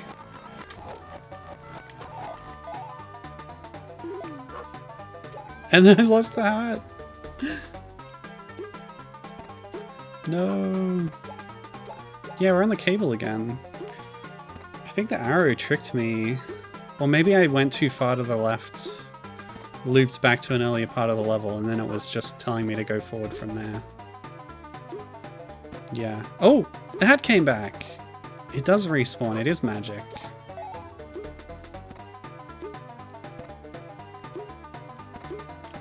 Okay, so we're going up here. Oi!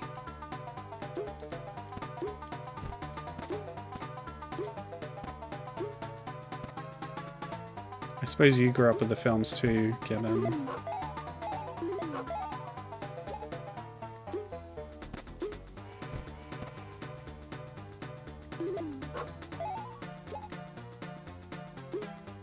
I presume they taught them in schools in America. Yeah, so instead of going left, we'll go up and then right. I got a boost off the chicken last time, didn't I? I thought the chickens are enemies, but I don't think they can hurt you. Oh, wait, would you mind? Stupid flies. Go away. Yeah, there we go. The big boost. Go away! Ech. Okay. Fly dealt with. How did I get that big jump before?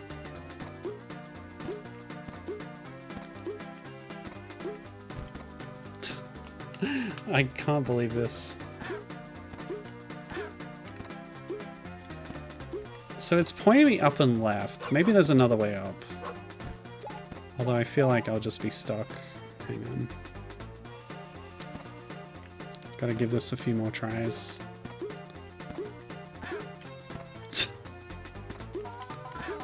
No?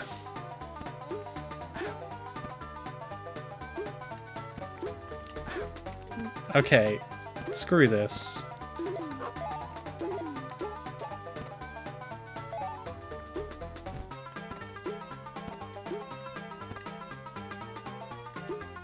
No.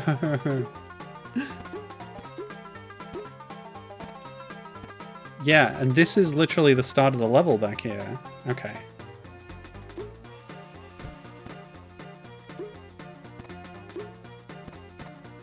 Oh, I've already screwed up by jumping down there. Okay. So it's this or bust.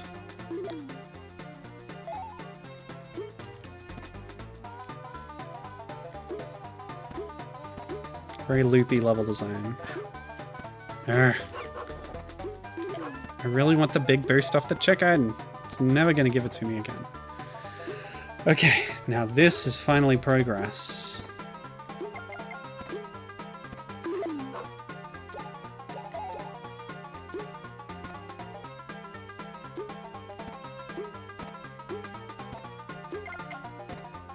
So, what's my goal here? I'm on a train. The train is going somewhere. Why do I even need to do any of this? Just wait for the train to get to its destination, Fievel. You impatient little rodent. Just can't help yourself, can you? I did get frustrated with him in both the original movies. Where he was, like, extremely recklessly just, like, running off and then causes a whole bunch of trouble because of it and distress to his family when they end up separated and stuff. Okay, come on. This way, buddy. Oh my god. Is there another one I can respawn? Hello? Well, the arrow is pointing down, so...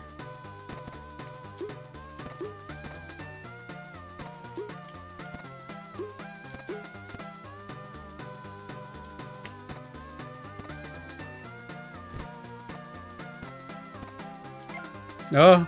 Oh! Wow.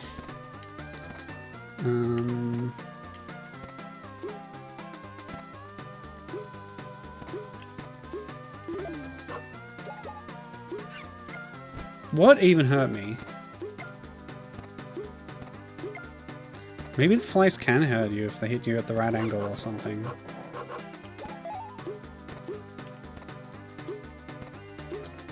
Down? Really? I don't believe you. I'm going up.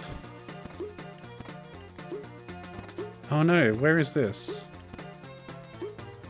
Is this past that barrier? Or is this the same place I was earlier? Did I backtrack too far? Alright. Speedrun tech. I'm skipping ahead by bopping that dog. Yeah, I think I just skipped a big chunk of level. Nice. Okay, okay. Whew. Still got a way to go, I think, but this game's decent. I'm enjoying it.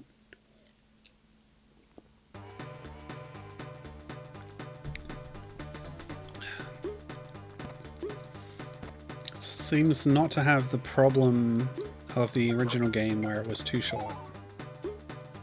I'm gonna be the speedrun expert. Yeah, check SRC if they have this one on at all, otherwise I'll have the world record immediately. I won't though, because I've been cheating so much. Unless we make a cheats allowed category, or like rewinds allowed. Who's gonna tell us no? If I moderate the SRC board on this, I can make whatever category I please.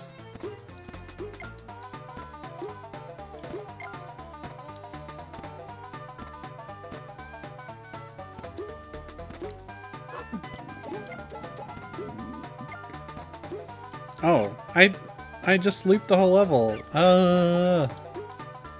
Okay, we're going back. Yep. We're going this way. It's not like they hide anything interesting. It's just gold. Lots and lots of gold. Which just gives you points. This game could use some collectibles and stuff. I guess there's like extra lives, but meh. Ooh, a log. I'm on a log. So what gets shipped? Cows? Logs? This game doesn't have a page on speedrun.com. Eyes emoji. Thinking.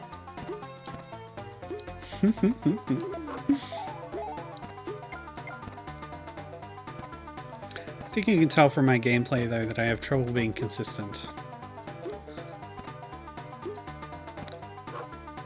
But I guess if it's an open field, I don't have to play well to get a world record.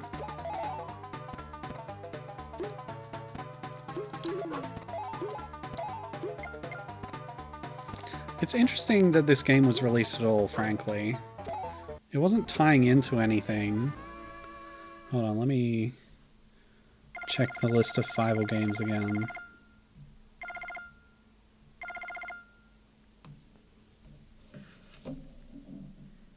I want to get dates. Yeah, so it's like 94 is the SNES game. 98 was the movie. This I need more references, I guess. But there's a 97 animated movie book on PC. And then this in 2001. The PS2 game is until 2007. So, like, this isn't a companion release to something else. 2001. Maybe it's conceivable it could be tying into, like, a DVD release of the film, right? Sometimes they would do that, companies. Oh, goodbye, hat.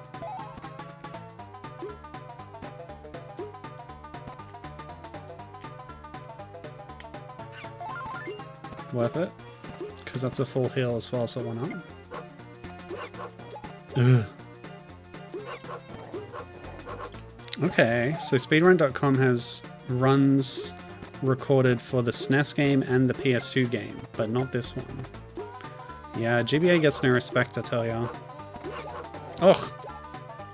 Ugh, I'm on. Whoa. Oh, that's fun. It's the wheel thingy that's on the wheels. What a cool concept.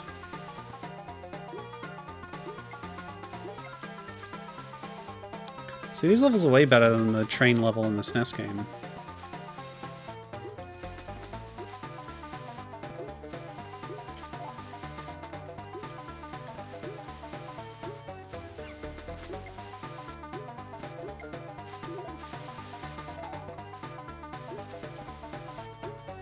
Ugh.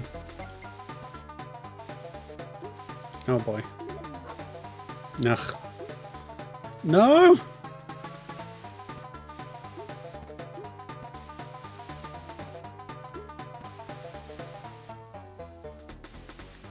Ah! Well, I got the hat at least. Actually, it's not worth it. I don't want the hat. I want progress.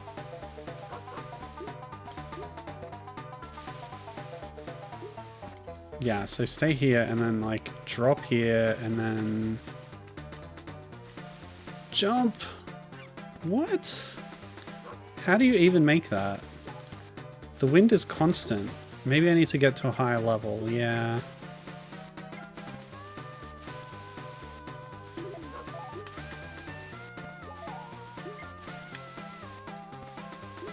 we do the run back. Oops. So I think if I bop off one of these guys just right, I can get to the higher level. And again, skip a part of the stage. Oh. Or maybe it's intended. Ugh. Okay. We just need the right positioning. Yeah, come over here. There we go. But yeah, you could skip a lot of this if you did that earlier. Wait, left? Really? Okay. I thought I'd have to go back to the right. It's a bigger dog with a different colored coat. I guess he's got a piece of the map, maybe? What's this? A little mouse on my train? Oh, his coat is reverted color. Suddenly. What's that all about? Stop the train. I need to get off at Crystal River. Crystal River? Okay, so this is why we need to platform on the train. To find whoever's driving it and tell them to stop so we can get off. Right. Crystal River, oh yeah? You must be that little guy Cat Malone told me about. Oh, he's a baddie. I don't think I should stop the train. Malone told me to keep you away. But I've got to get off. If you don't want to stop the train, I'll do it myself. Ha, a little guy like you wouldn't know which lever to pull. Go ahead, give it your best shot, but don't expect me to stand by and watch. Oh boy, here we go again.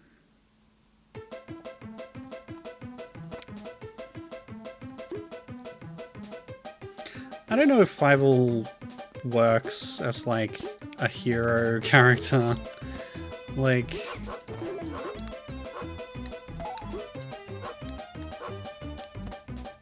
He's supposed to be...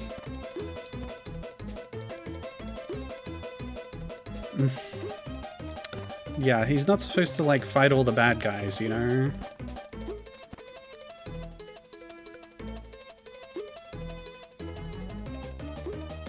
It's not really his role, even though he wants it to be in the second film. By the end of it, like...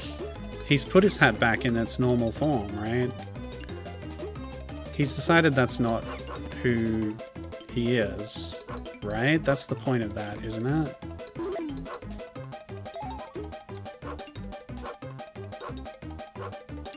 Well, obviously this is not how he beat the dog, but it is fun to bop on his head. Down here, maybe? Oh. This time we don't even bounce off the track, we just fall. Okay.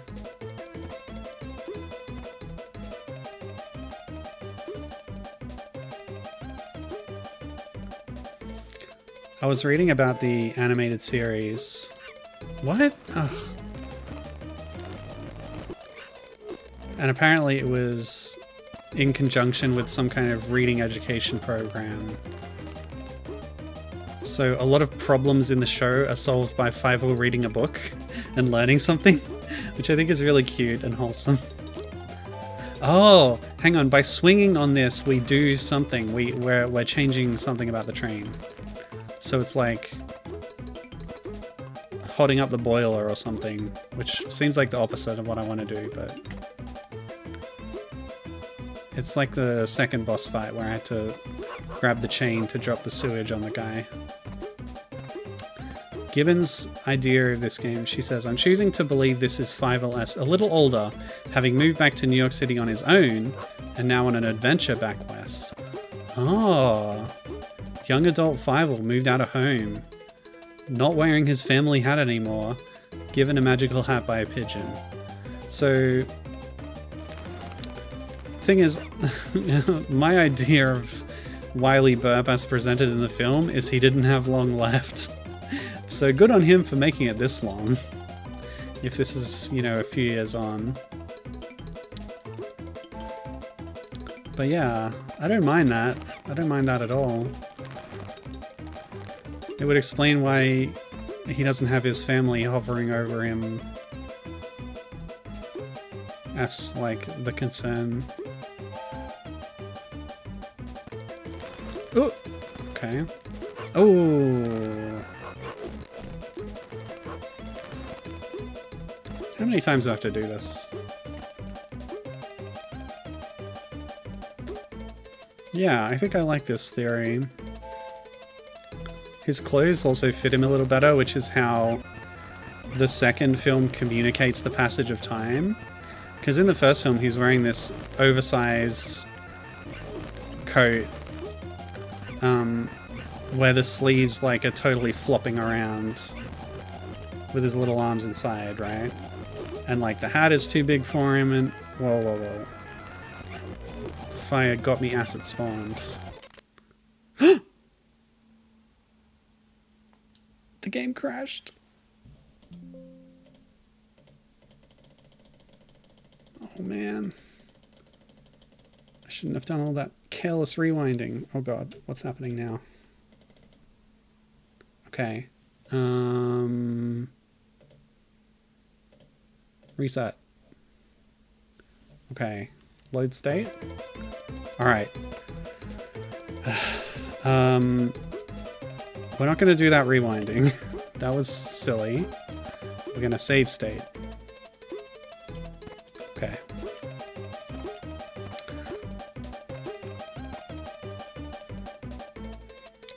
But yes, theory crafting. Like, his clothes seem to fit him even better now, I would say. He's even got like a yellow layer on there.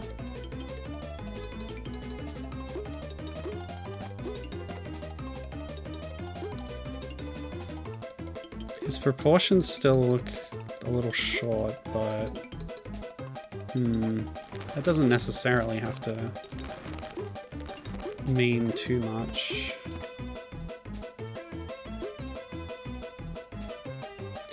Maybe he passed the hat on to his own child.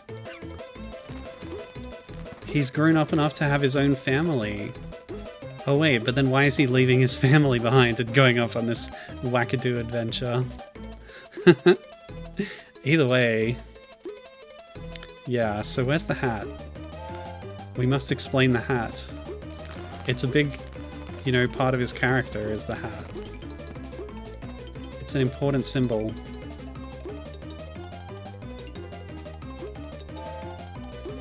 Maybe he just dropped it. Sure. There are scenes, especially in the first film, where like he goes through some misadventure and like he drops his hat. And then I'm pretty sure there's at least one instance where between shots the hat just comes back on his head and don't worry about it.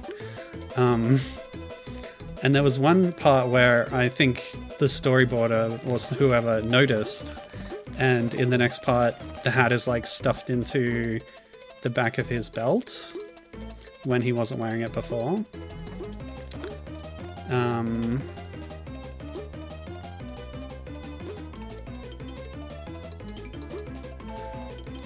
So yeah, maybe the hat will reappear at the end of the game. He'll be wearing it again.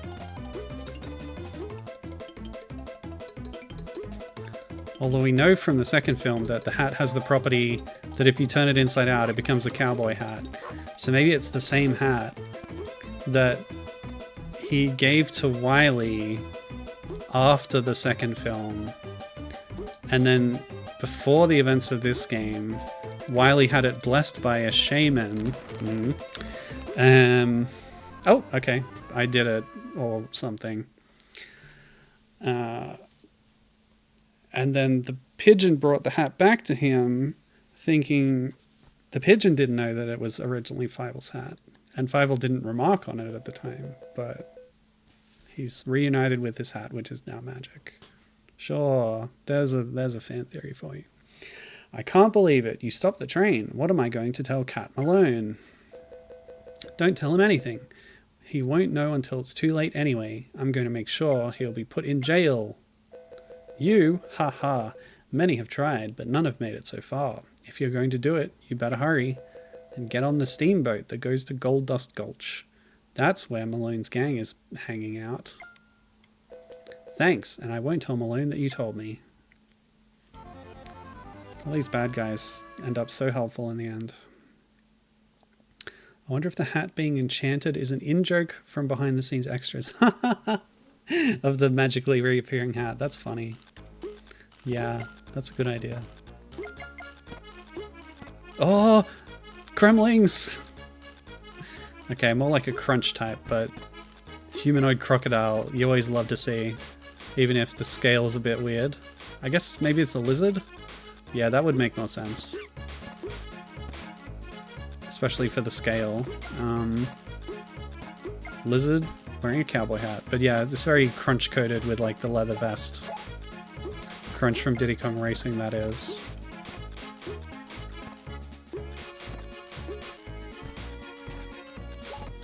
They could just be baby crocodiles. Or I guess alligators, because we're in America. Gharials, I don't know. What are these fish things? Just fish, yeah.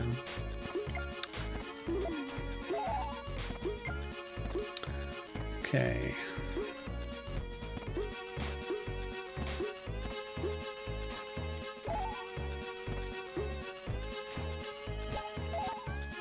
There are multiple scenes in the first film where Fievel is having a bath and has to like put on clothes as he's running out the door.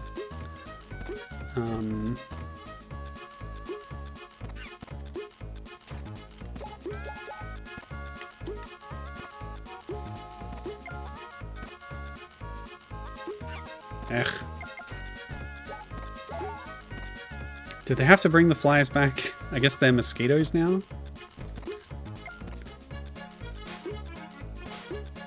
Does this match the geography that we saw on the map? Oh, yeah, okay. Run to the left and the barrel rolls. But there's the swimming mechanic, sort of. I'm getting assaulted by fish, though. Rope swinging, I love it. Ugh.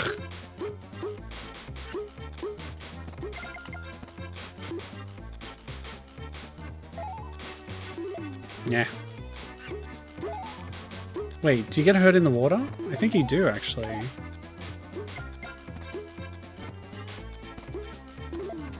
Can Fievel not swim? Even after all these years?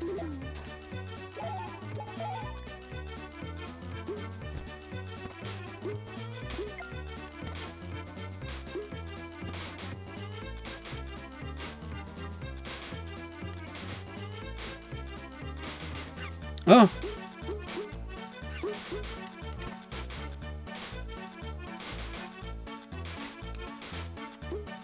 Oh man, that was rough. But we made it. I'm sure there won't be any more barrel riding water sections ever again. But yeah, now I can see why there was a character designer on this game. All of new, like, enemy types that they had to design. Various kinds of animals wearing clothes. It's cool.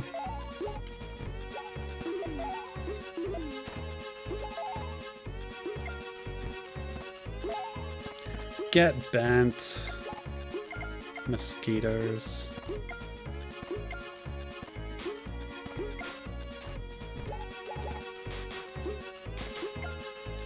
So I'm guessing we're on the Mississippi River or something. Okay, onto the boat.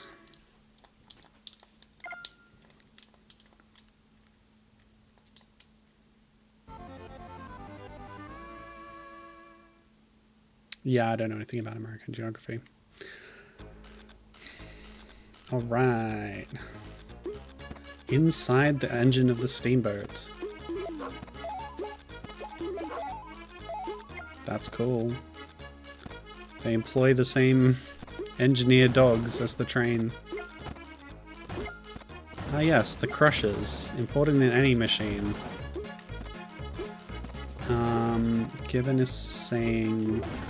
I'm honestly surprised by how much effort has gone into what could have easily been a cheap adaptation. Yeah, like, the first thing I expected was just another version of the film story, just like the SNES game.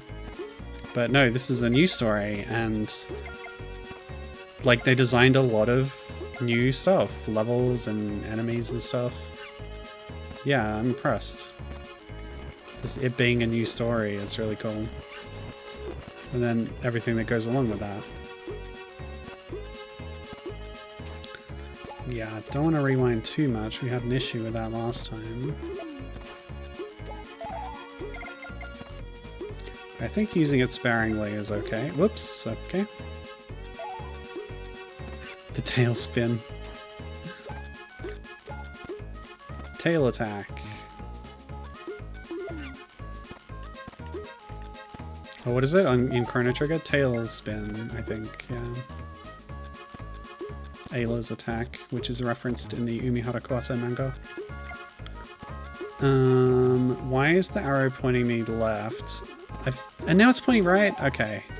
Maybe it was left to get back on the upper path and then right. So as long as we're up here now, we should be fine. Yes. Yeah, this is high effort, which is why I'm disappointed that Hocus Pocus didn't stick around and do more stuff. I suppose I should check out their tennis game on the GBA. It might be good. So apparently there's a tennis game on Windows and Xbox, and then a tennis game on GBA. And then a decathlon game on GBA as well.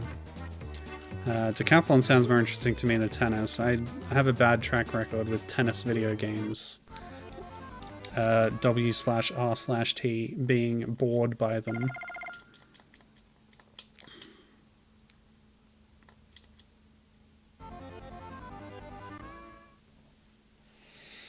Okay, we're still in the steamboat. Oh, we're on the deck this time. Nice. More macro scale platforming, which I love.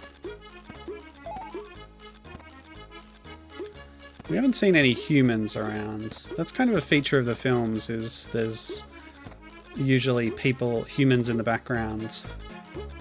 And the animals are just kind of wandering around beneath their notice, you know.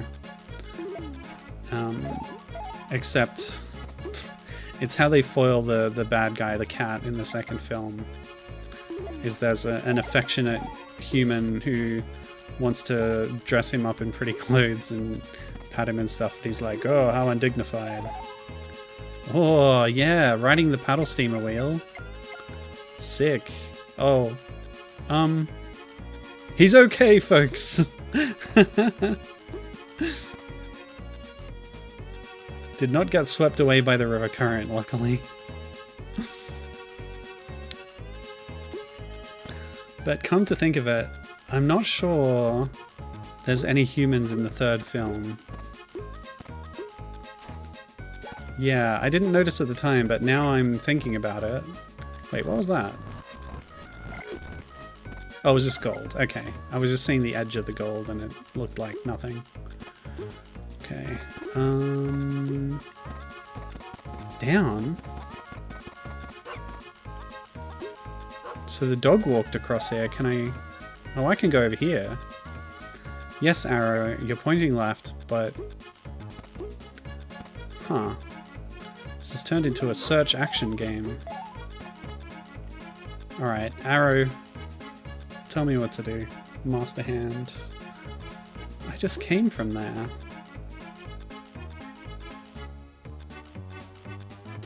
Hmm.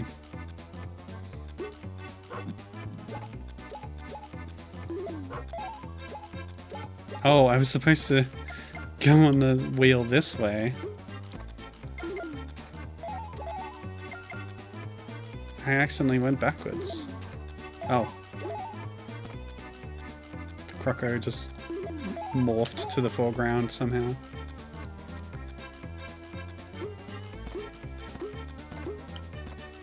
Hmm.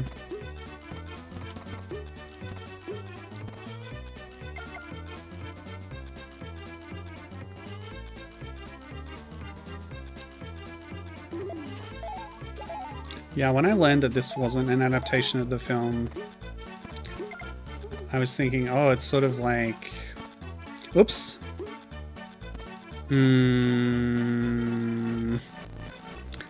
It's sort of like an episode of the show in a way, but now it's sort of beyond that.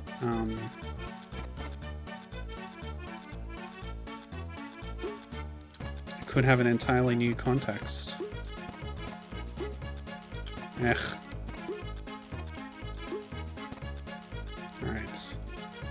I'm still puzzling over the appearance of Cat R. Waul on the titles, on the box art. Whether that means he's going to show up later. Because we've got this mysterious Malone figure that we don't know anything about. Maybe it's an alias?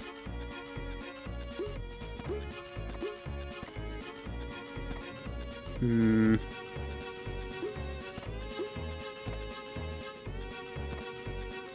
wish I kept that momentum. Oh, I guess we're stuck here now. See, I don't really know what my goal is in this level. Oh, alright. I think that was like a dead end maybe, so I actually have to go right.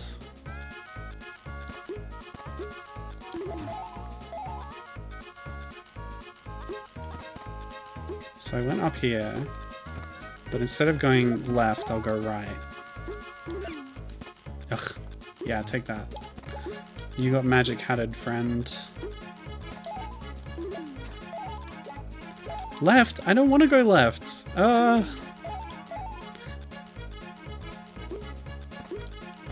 about this? Well, that's nothing. No arrow, no! I'm going this way. I don't care what you say.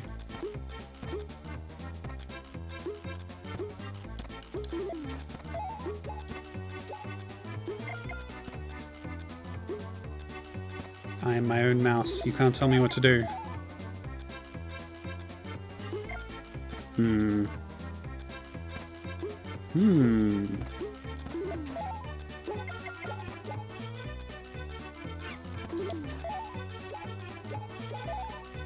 I heard someone recently refer to this style of level design as aeroplane hangar level design, which I think is common in certain, like, DOS/European platformers. Just huge open level, you're not sure what you're doing or where you're going.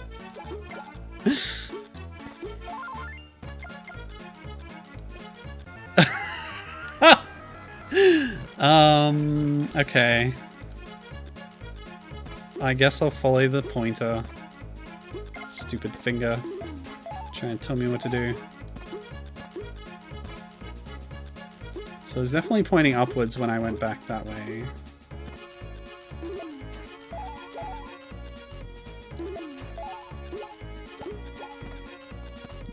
So this is where it all went wrong.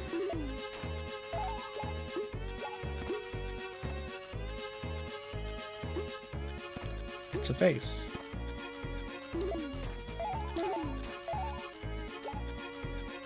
Right. How?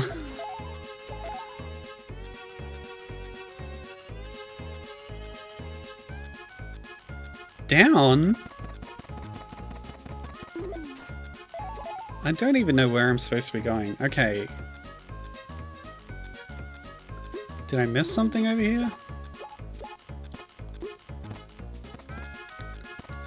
Ugh. Down? Hold on. Before I go down, what say ye? Left, okay. I guess I'll believe you. Now what? Left? Back into dog country. This feels like I'm heading back to the paddle wheel. Did I need to go left from the paddle wheel? Like this whole thing has been just a detour. Yeah, over here?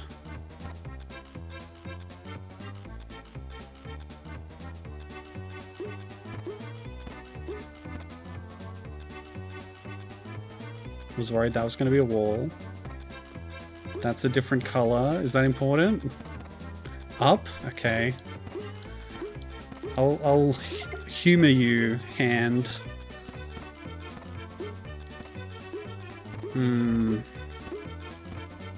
Now what? Who are you, hand? Are you really helping me or are you deceiving me? Maybe it's Malone's disembodied ghost hand. Malone died 10 years ago. Hadn't you heard? Okay, now what?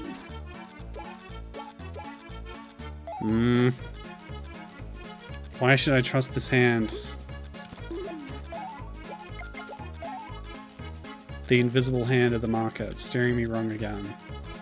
Capitalism is the enemy of the third film. Hey, Cap. Maybe up here? This is new.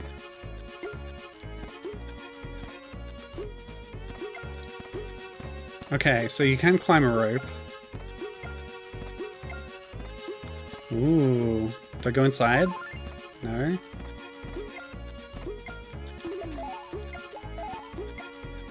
So, what have you missed? We... well, actually, I'm not sure what the last thing you saw is. We're trying to figure out... Oh! Wait. It's pointing left. Maybe I have to do a running jump. That's death.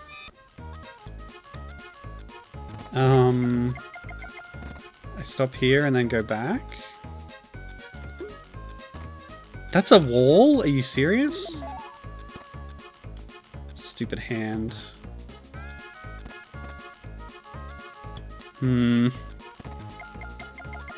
Yes, so our old friend Wylie Burp, the dog voiced by James Stewart, has sent us part of a map to a gold mine. And we're getting the other pieces off baddies, even though he said he would send them to his other friends throughout the country. Presumably they stole them, I don't know. And meanwhile, we're trying to figure out when this is taking place in Fievel's timeline. The initial theories were that it was during the dream sequence at the start of the second film, I should say. But now we think it's after all of Fievel's other adventures, and he's aged up a few years. Okay, so this is just back here, and then... I'm so lost and confused. Oh my god. The hand is too cryptic. So, yeah, up here is, I think, where it was directing me, right? What about... See, this layer was a dead end, I'm pretty sure. Because there's a drop-off over here. Yeah.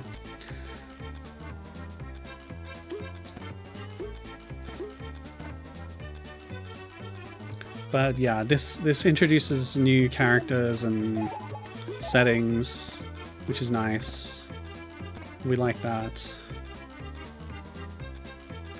It's got animated pennants. I'd love to see it. They have colored outlines, but the sprites have black outlines. Alright, so we're here again. It tells me to go this way, but if I go too far, I die. So we gotta stop and then go back. Now I must ask the mystical hand of wisdom for more advice. What do, hand? The hand is silent. We must find our own way. No, no! It's bad. Fievel does not know what he's doing. I don't even know why I'm on this boat, honestly. There was a dog on a train and it told me something. Up! Up!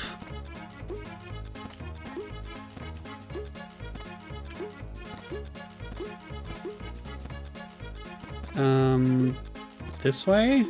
Okay. Well, but now I feel like I've just looped back to an earlier part of the level.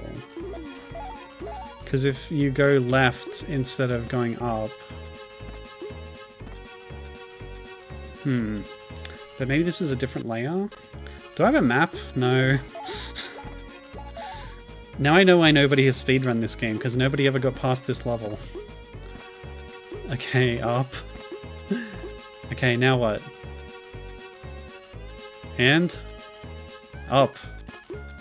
Right, so we're back here again. So if I go past this rope... Yeah, up and left, okay. So that was right. Gold. The relentless quest for gold. It's what motivates the white man. Which Fievel represents, obviously.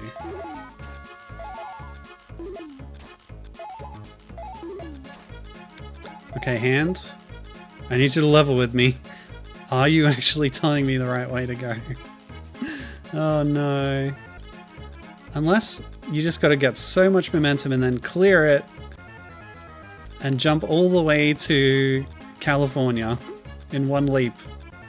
One mighty bound. Clearing the whole river. Oh boy. Okay. Oh, okay. Yeah, there's a bit of sliding inertia. Oh!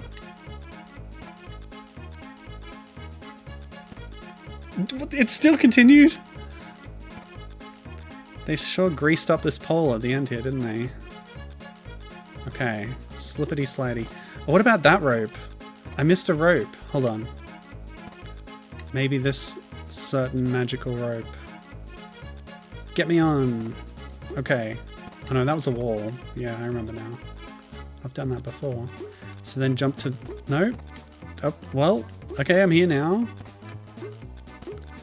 So I believe last time it directed me this way. Yeah. Which either means this is somehow the path I do need to go. Although it seemed to just go back on itself. Or there's something I missed back there.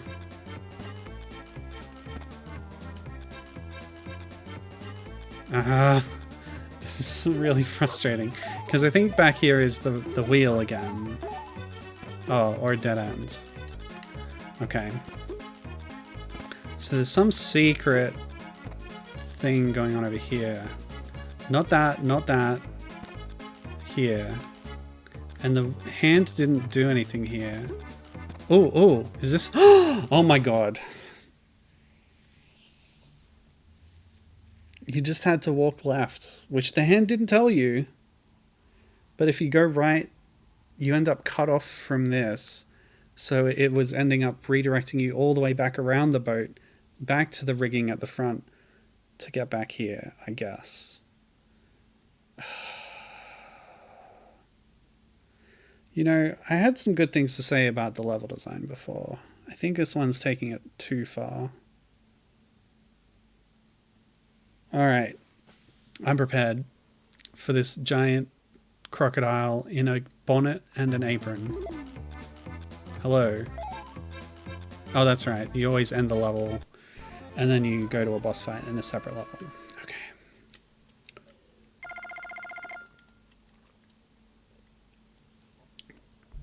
Oh boy. That was a bit much. Okay. What have we here? A little sweet mouthful of big city mouse for me and my babies. So that explains all the crocodiles being so small. They were all babies. I accept this. Just you try, ma'am. I'm on my way to help an old friend and I don't have time to fight with you. But you must, child, you must. You see, my boys are all working for Malone, and you've been punching and kicking them all the way up Crystal River. I don't like that. I don't like that at all. But ma'am, they tried to kick me. Yes, as they should, since I told them to do that. Malone is paying me a lot of gold. As soon as he gets his hands on Wylie's mine, I'm not going to let you spoil that. Well, you leave me no choice then. See, Wylie's fate was left up in the air because he didn't appear in the show at all, because his actor Jimmy Stewart, had retired from acting. When they could have just recast him, but whatever. So then we didn't really know what had happened to the character, I guess. Unless, you know, they addressed it in the show, but they probably didn't. At least now we have confirmation that he, like, survived and did more things after. Okay. Oh, tail swipe. Whoa, what was that? Is she shooting eggs out of her cloaca at me?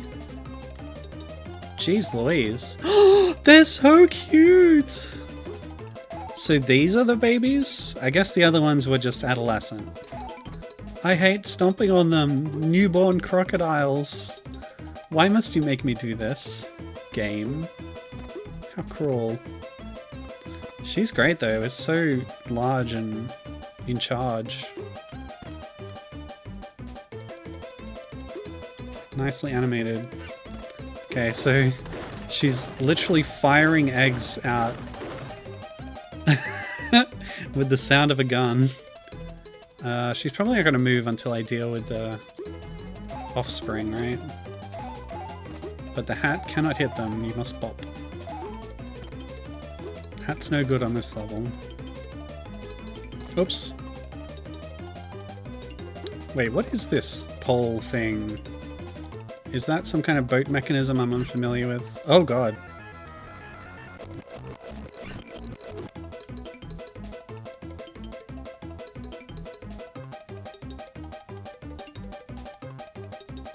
Ugh. Get me up. Okay, cool.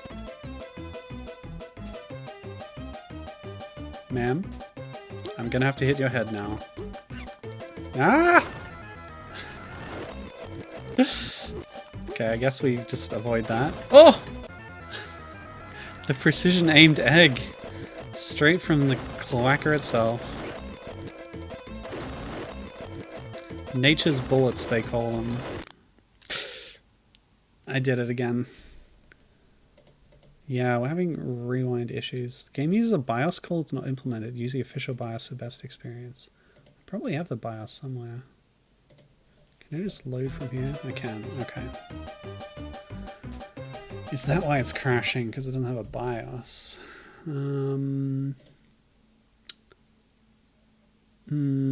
I'll figure that out later. For now, no rewinding. None at all. Not once.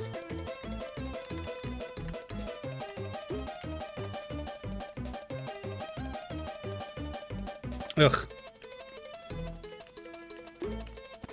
Ugh. Okay.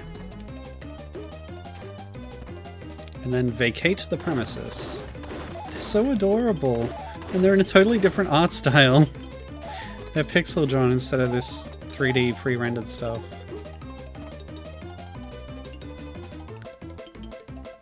I guess that's just the life of sprites. When you're born, you're a pixel... you're a hand-pixeled creature. And as you age, you become more detailed. You become pre-rendered. It's a natural life cycle. It's beautiful in its way.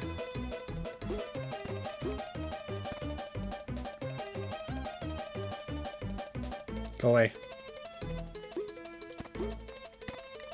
Yeah. I don't have a run button, so... Or do I? Oh! Just falls off screen. Oh my god. So I think L and R shift the camera over. My child. My child. You're a lively little one, aren't you? What are we going to do now? Don't you worry, ma'am. I'm sure you'll manage. You've still got your steamboat. That was her steamboat? Wait. What about humans? Do humans not exist anymore? I guess the animals took over. The humans are all dead. Don't worry about them. Anyway, quite so, child, quite so. You'd better be on your way. My poor babies are all upset because of you. Here, take this piece of Wylie's map. It will show you the way to Gold Dust Gulch. There you'll find Malone's gang. Finally. They can show you the way to the mine. Show you? As if. Anyway, thanks, ma'am. I'll be on my way now.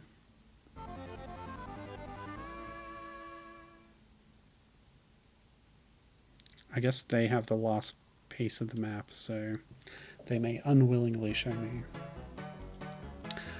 Okay. Yeah, the camera buttons. Watch this. R, L. There you go. Who's this? Whoa! Bombs. More character designs going on here. Cat Bandits, a classic from the second film. Here we've got new variants of them. So we're finally in the Old West, as promised by the cover art. Is Waul going to show up? Unclear.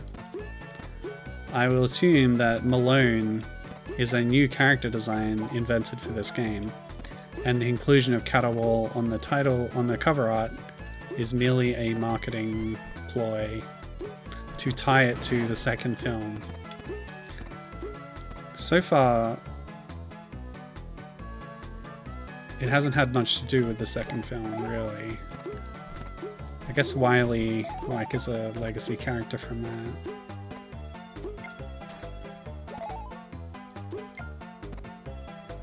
Wylie Burp, by the way, is a reference to Wyatt Earp, a famous, I don't know, cowboy, whatever, sheriff.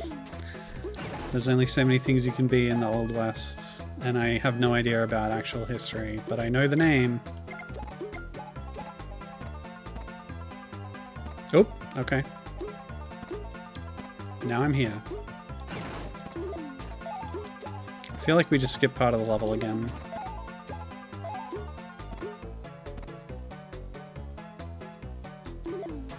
I was never interested in cowboy stuff. I feel like it's a trope. Oh, okay.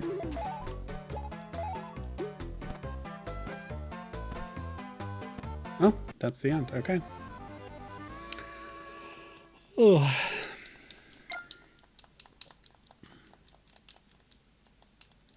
I guess I skipped Woody and went straight to Buzz or something. Hello? Oh, I thought the game had crashed or something again. Yeesh. Didn't give me a warning, but yeah. Ugh, maybe MGBA is not as stable as I thought. Oh, okay.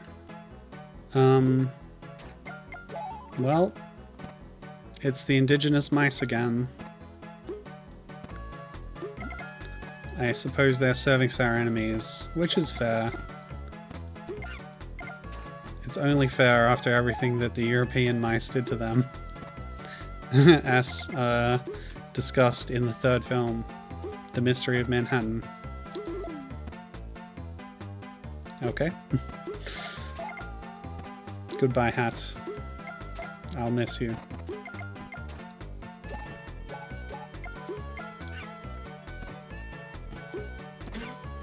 Oh. I have no hat to throw. Sag. Oh, here we go. Real history. Oh!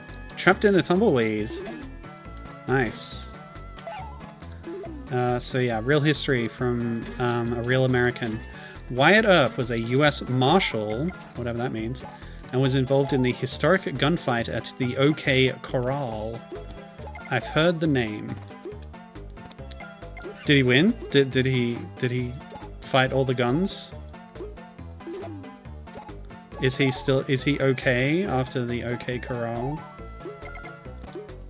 Or was he not okay?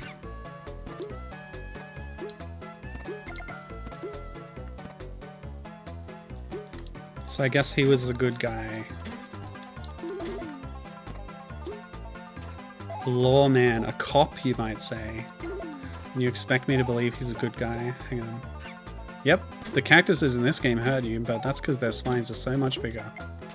In the first game, you had to get close and personal with the spines before they poke you.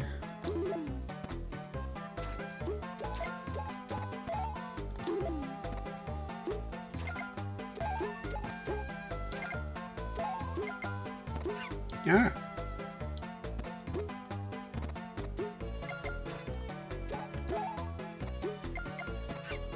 That's the other thing about all this, like, cowboy sheriff fantasy. It's just cop fantasy by another name, am I right? Oh boy.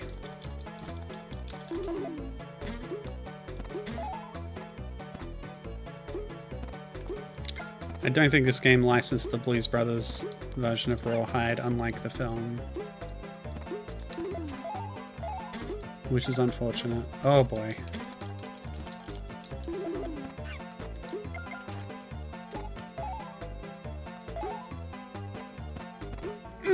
Okay. Okay.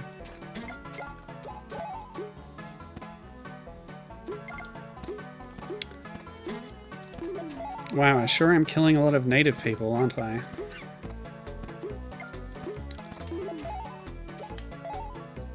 Wholesome. Alright. Hopefully we go somewhere else in the next level. Yep, whenever you're ready, game. We're still in the desert, but the background's different. Oh, it's them again. Hello.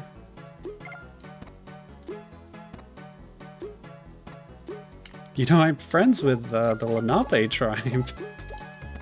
If that helps. Speaking as Fievel.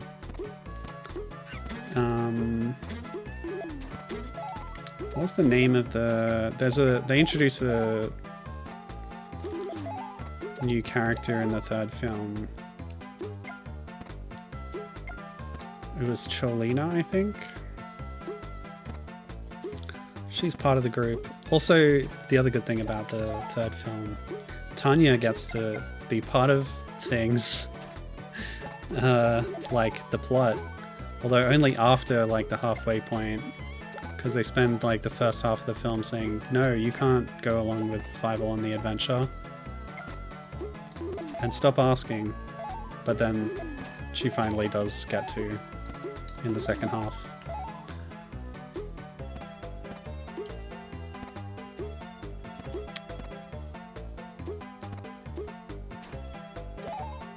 Ooh, more history.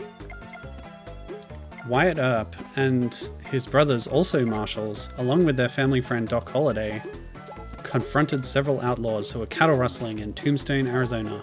The battle itself lasted less than a minute.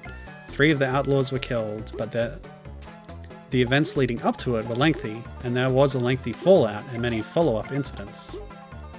Okay. Oh! I forgot I wasn't supposed to rewind. And I also forgot that I am supposed to save state. Oh no. And now that I've loaded it, I guess we're stuck. Okay. Let's do this again. Damn. I'm disappointed in MGBA. Maybe there's a setting I could have activated to not have the game crash when I rewind. Oh boy. Let's get my fingers off those buttons, actually. There we go. Sorry about this.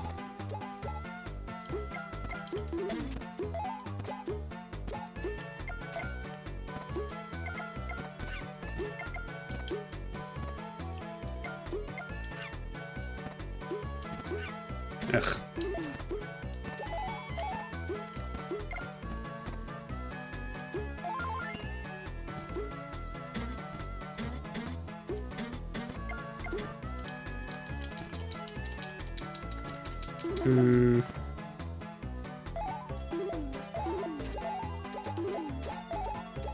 Good thing a shaman blessed this magic hat, so I could use it to fight all these people. Where do you think the shaman came from? Mysteries.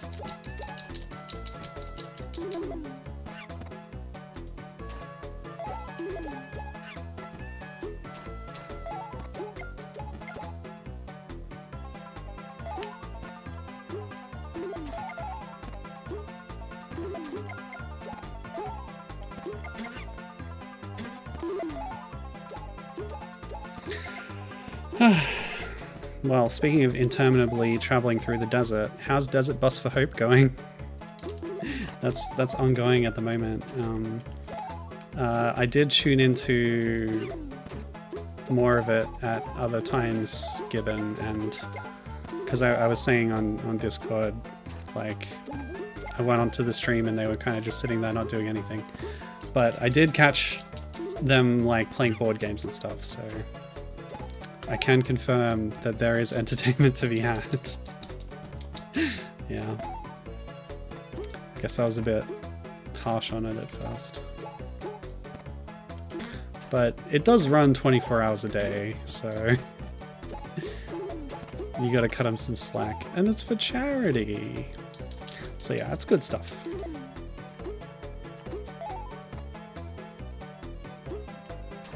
Well, I'm not sure who was playing the game at the time that I was watching the board game segment. Nobody was visibly holding a controller.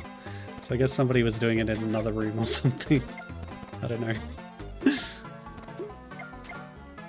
And since it's a rotating cast, I think it's worth checking it out at different times of the day to see who else is involved.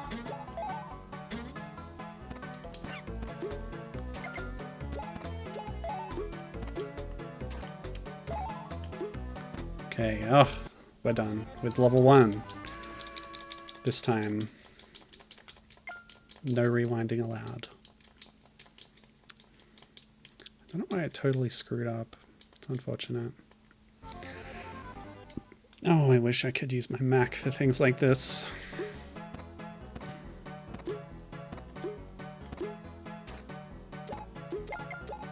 Oops.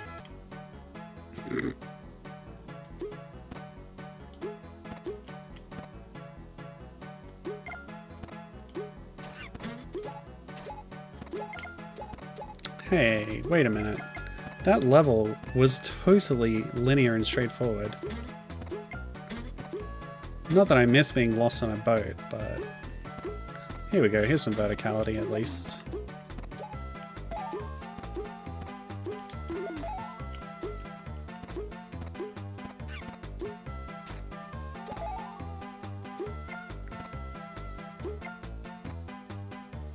You don't need the arrow, the hand on levels like this, really.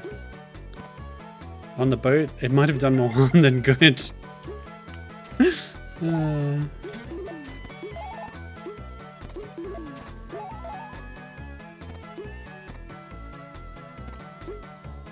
Actually, was I going to the front of the boat or the back?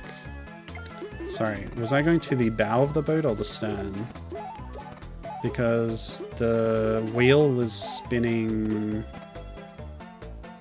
anti-clockwise, which means it was pushing the boat. No, that was the bow, I believe. Yeah. Unless I've gotten myself mixed up.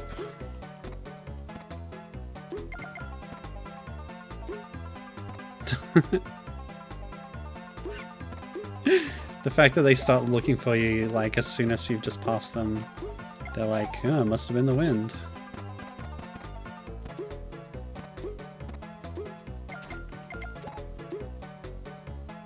Oh! Oh, the shock.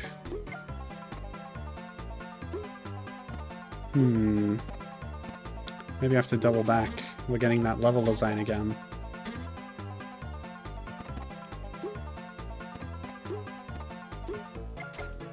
Yeah, so from here... Yeah, we can't make that jump, so we go back? And now what? What's this? Wait. Okay, well, that's not it. I guess if you fall too far at once... Yeah, I died by falling here. Let's test that again.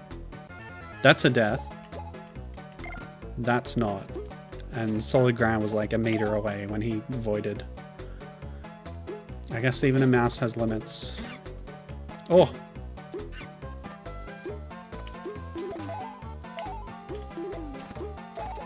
See, mice are normally immune to fall damage. It's just a fact of nature. Whoa! Vulture, that's new. Didn't see any vultures in Fievel Goes West.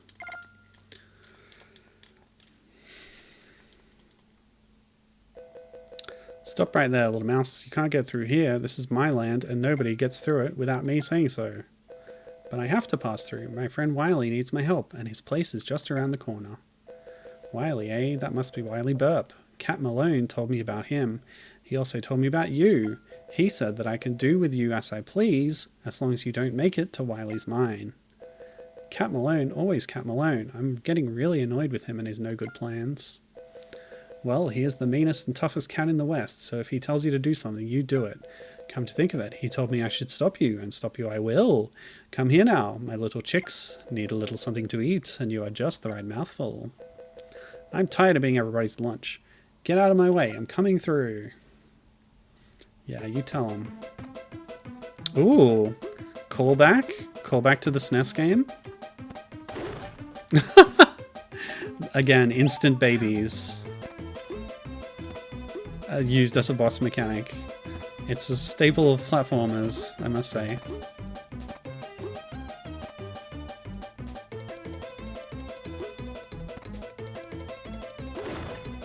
Yeah, Donkey Kong Country 2, anybody? Crow throwing eggs at you? Oops. Okay. Or is this more a Master Neki? Given saying, considering the amount of times my rats injured themselves trying to do Spider-Man around the house, this is false. They just heal up from that really quickly, so it only seems like they don't take fall damage. That's amazing. Spider-Man rats. Spider-Rat. Good that they heal quickly, though.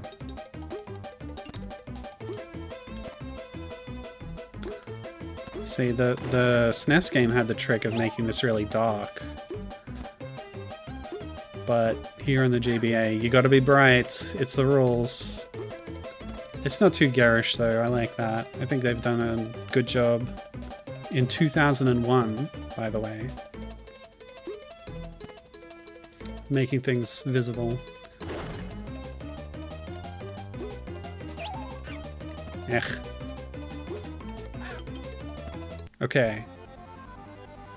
Notice that frame of the sprite sort of warping. Good stuff. Please stop, my poor chicks. Oh, I can't stand looking at it anymore. I don't care anymore what Cat Malone says. I'm not going to stop you anymore. You can pass through. Why, thank you. Now, if you could just show me the way to the mine from here, it would be great. It's just down the hill from here. See that opening there? That's the entrance to the mine. Be careful though, Cat Malone is sure to have a few of his minions down there just waiting for you to show up. Don't worry, I can take care of myself. I have a magic hat after all. Better than guns. I don't think we would have needed her to point out where the mine is if we had the map, but okay. And why did we need the map if we could just ask a vulture? Alright. Final world, I guess? We're in Wylie's gold mine finally, but Cat Malone has beaten us here. So much for Wylie's big plan of separating the map and... Fool. And even with all this gold around, we're still finding bars of it. Just follow the trail of gold bars to find the mine easy enough. Whoa! Was that the tarantula? Or just another spider? We'll have to have another look at that enemy when we see it next. Yeah, look. It's a lot like the John Lovitz character in terms of design. Spits webs, yep. How do you shot web? Oh, well, I'm here now. What's that noise? Oh, it's those guys throwing the bombs. Do they have guns? Do they have guns and bombs and tanks and bombs? What was it? With their guns and their bombs and their tanks and their bombs. Anyone remember Zombie? The Cranberries?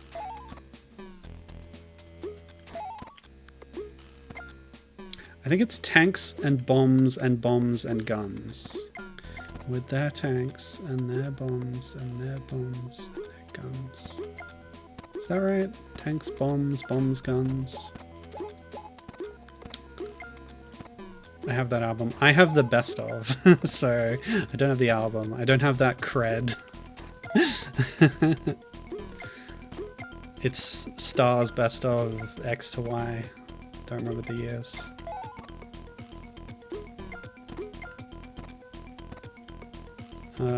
Down or up hand? Thanks, hand. You've always got my backhand, unless we're on a really confusing steamboat. Oh, okay.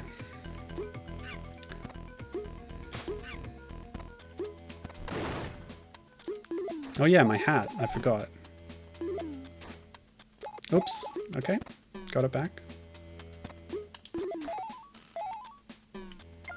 Yeah, tanks, bombs, guns, I believe. Good song. Good band.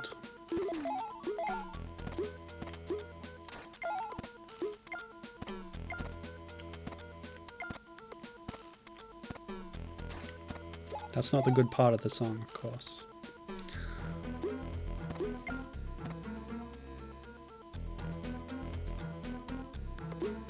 But is there any song where the verse is better than the chorus?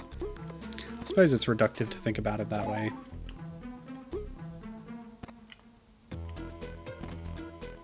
It all works together. Well, I hope going down here was the right way. Big open spaces in this mine. Very Donkey Kong Bonanza. I'm pleased that I'm enjoying Bonanza as much as I am, because I was pretty down on it at first. There's still parts that I have issues with, but it's pretty fun to play. I was really worried when I played Mario Odyssey, and it was really nothing special to me, that Bonanza wouldn't be much better, you know. Same team and all. But no, they've improved, I guess.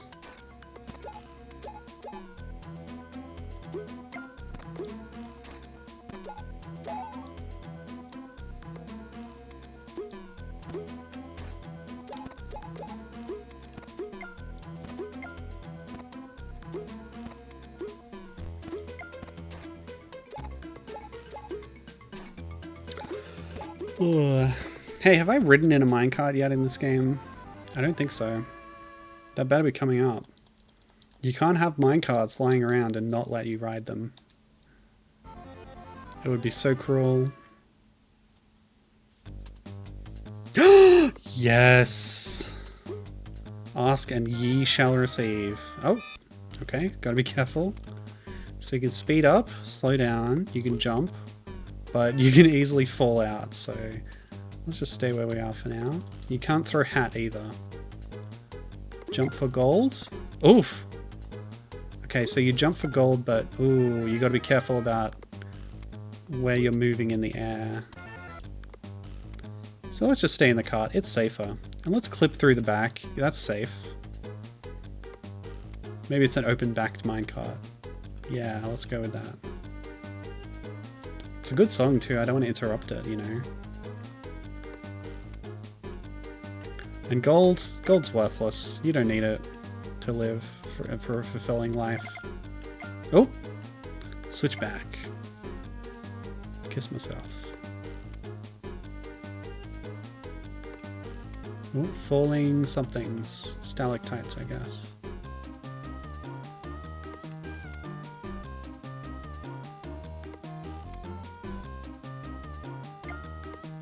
Nope. Minecart riding. So I told you this was a Donkey Kong game. Ooh, I should do another Donkey Kong stream since I'm playing Bonanza. I did find a couple more fan games. They've been on my backlog for a while. So yeah. I've kind of been hoping that the DKC4 team would release something else.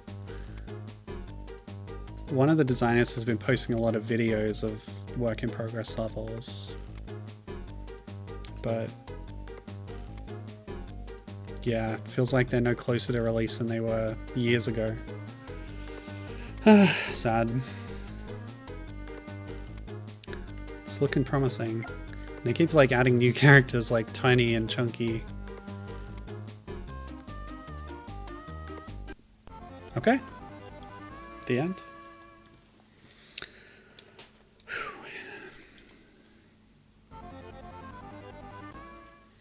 Kiddy Kong's Showtime is the other game. It's being worked on. I'm not in a minecart, so... Oh! Okay. So I'm not happy. Oof. Oh, really? Okay. So where are tarantulas native to?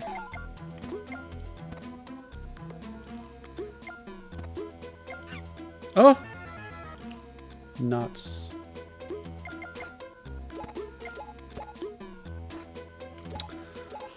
Oh, I'm ready for this to be over. Not because the game is tedious or anything, I just... yeah, I need to rest. I'm out of go-go juice. It was already a low spoon day, and then I had to go get a blood test. Those vampires, they took my blood. I need that blood to live. Oh, okay. Start of the level, no thanks.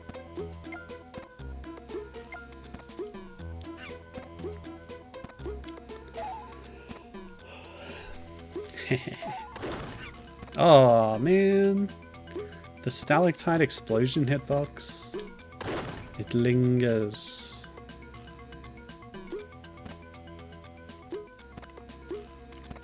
Wait, up here? Can I skip this? Ah, oh, nuts. Oops. Oh yeah, my hat. Keep forgetting I have a magic hat I can throw. Oh, they're too short. And I can't crouch throw in this game.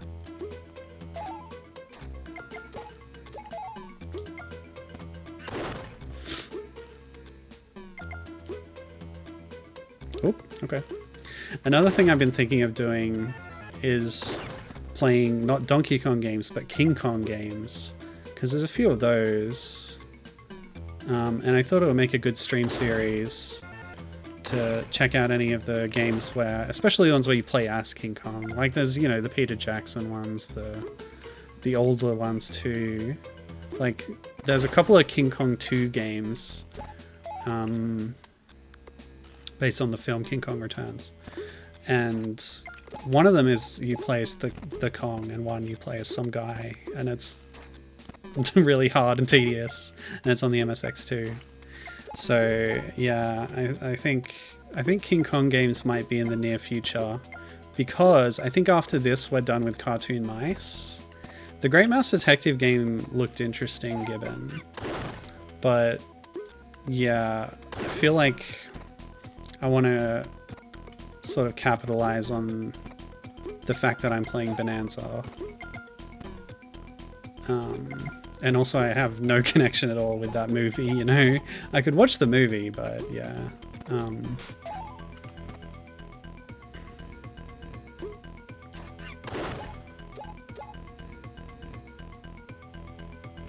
Oh. Of course, I also was planning to play games from the Itch.io Play for Peace bundle. I had all that queued up and then I just put it off and never got around to it. So maybe I'll do that next week. Some fun indie game showcase stuff.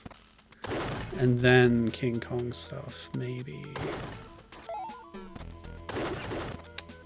But yeah, like there's a couple of GBA games based on King Kong animated series.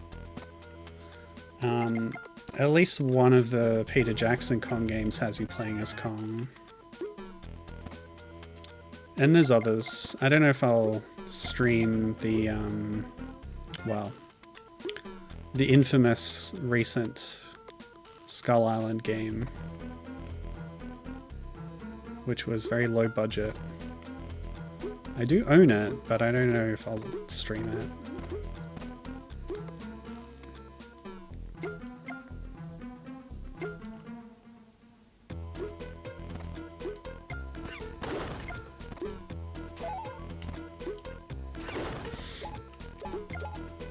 But yeah, I haven't put together a list yet or anything, but I guess I'll have to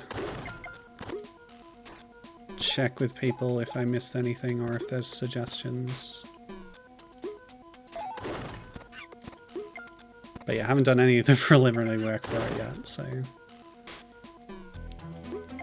Oops.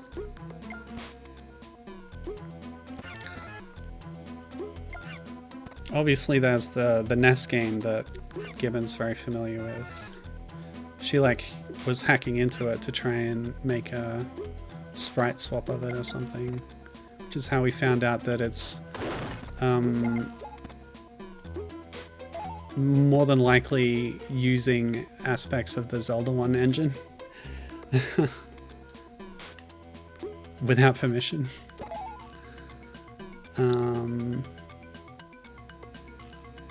I was kind of expecting a platform. Oh! I should have looked down better. Yeah, it's a Konami game, but when Gibbon was like looking to make a ROM hack... Yeah, Megaton Punch, that's their subtitle. Ikari no Megaton Punch. Megaton Punch of Anger. Amazing as an experience. Yeah. Well, if it isn't that pesky little mouse... So this guy feels like a palette swap of the first boss, but he's got a hat, I guess. So nice of you to join us here. I'm truly impressed with your survival skills. Wait, is this Malone? Hang on. I could use a mouse like you in my gang. What do you say? Do you want to join my gang and live like a king for the rest of your life? What gang? You don't have a gang anymore. I took care of that. Oh, that's dark. So Fievel's been rampaging through this mine, murdering every gang cat that he sees, and spider, I guess. And now they're all dead. Besides, I don't want to live like a king on other people's gold. I'd rather live like a poor mouse knowing that I still have friends. Well, that's your call, kid. That's too bad. We could have made a good team. But you've forced me to get rid of you. You're not going to stop me from getting all of this gold, rightfully mine or not. Oh yeah? Well, as long as I'm around, you're not going to get away with it. This one is for Wylie.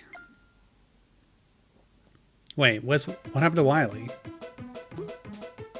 And yeah, is this guy not just a palette swap of the first boss? At least in terms of like his character model? That's a little disappointing.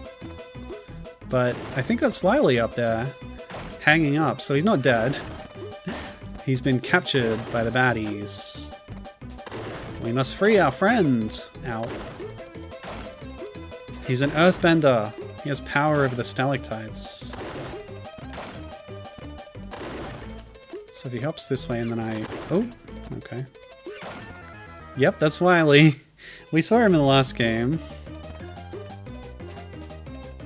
Wait, what? Wait, when you die, the boss keeps its health? Okay, that's kind of makes the bosses even easier than they already were. Stop it, please. I can't take it anymore. I've been afraid of pain ever since I was a little kitten. Please stop and I will go away. The only place you're going is to jail, Malone. Wylie used to be a sheriff. Used to be, so he has retired. And he sure knows the best places to lock up crooks like you. I guess. There he is. Oh, let me get my Jimmy Stewart back out. Oh, thank you, Fievel. I knew I could count on you. I lost it. It's gone. Wylie, you're all right. I was afraid that I might have been too late. Yeah, with all that blood rushing to his head. Nah, I'm okay. Malone is nothing but a big bully. He's all talk and not tough enough to really hurt someone like me. But how about you? Are you okay? Yes, I'm fine. Thanks to your hat. It really helped me get through this. So it is his hat. Well, if you like it so much, you could keep it. I'm sure you're going to take good care of it. Wow, thank you, Wylie. That's the best gift that anyone has ever given me. Keep in mind that the original hat that he wears was a gift from his father, passed down in the family. So I guess Wylie is just a better friend than his father. Oh my god. I don't like the direction this is going, Fievel. Maybe he's just saying that. He's just saying that to Wylie to make him feel better. Sure. Anyway, what are Freds for? I'm just glad that we could help each other out enough to get through all of this. So am I, Wylie. So am I. Bam! Straight to title screen. Oh my gosh. Well, we got credits in here, so we really should look at them. So we should know who to thank, because this game was, yeah, nice. It was cool. No music, but there we go.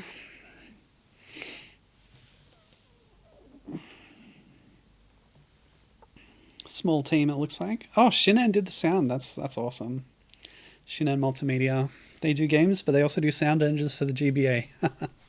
Good for them.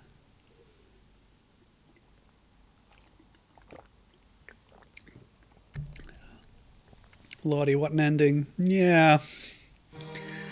And confirmed, we did not see Cat or Waul, the villain from the second film as portrayed by John Cleese, at all during the events of this game. So the title, the box art lied to us. It lied. What about the back of the box? What does it say? Here we go. Hold on.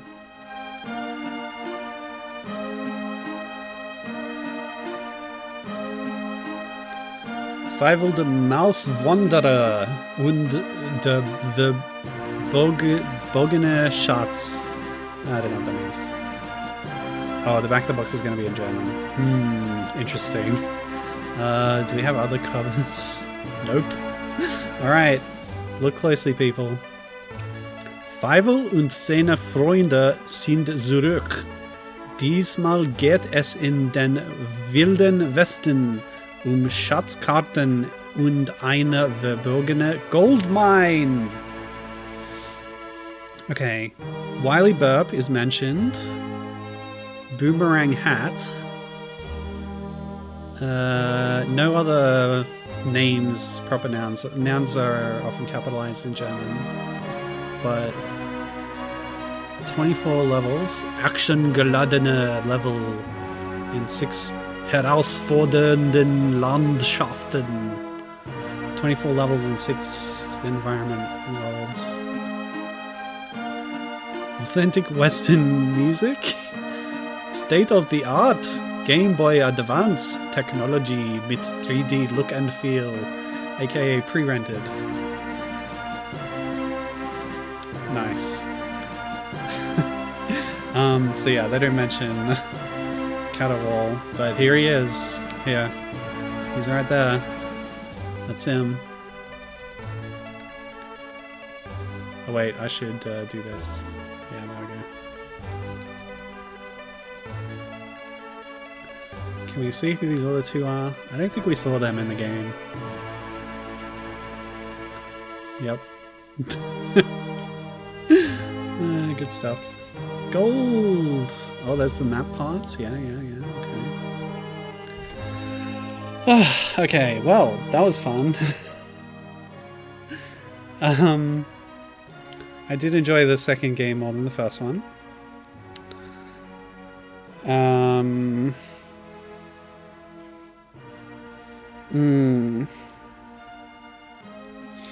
But yeah, I think next week we're doing an indie showcase, so look forward to that. I'll get to preparing. Oh wait, hang on. Next week, I gotta figure something out.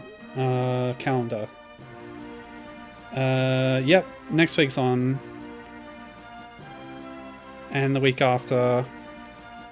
but I think the week after that is off, but that's a while away, so I'll let you know.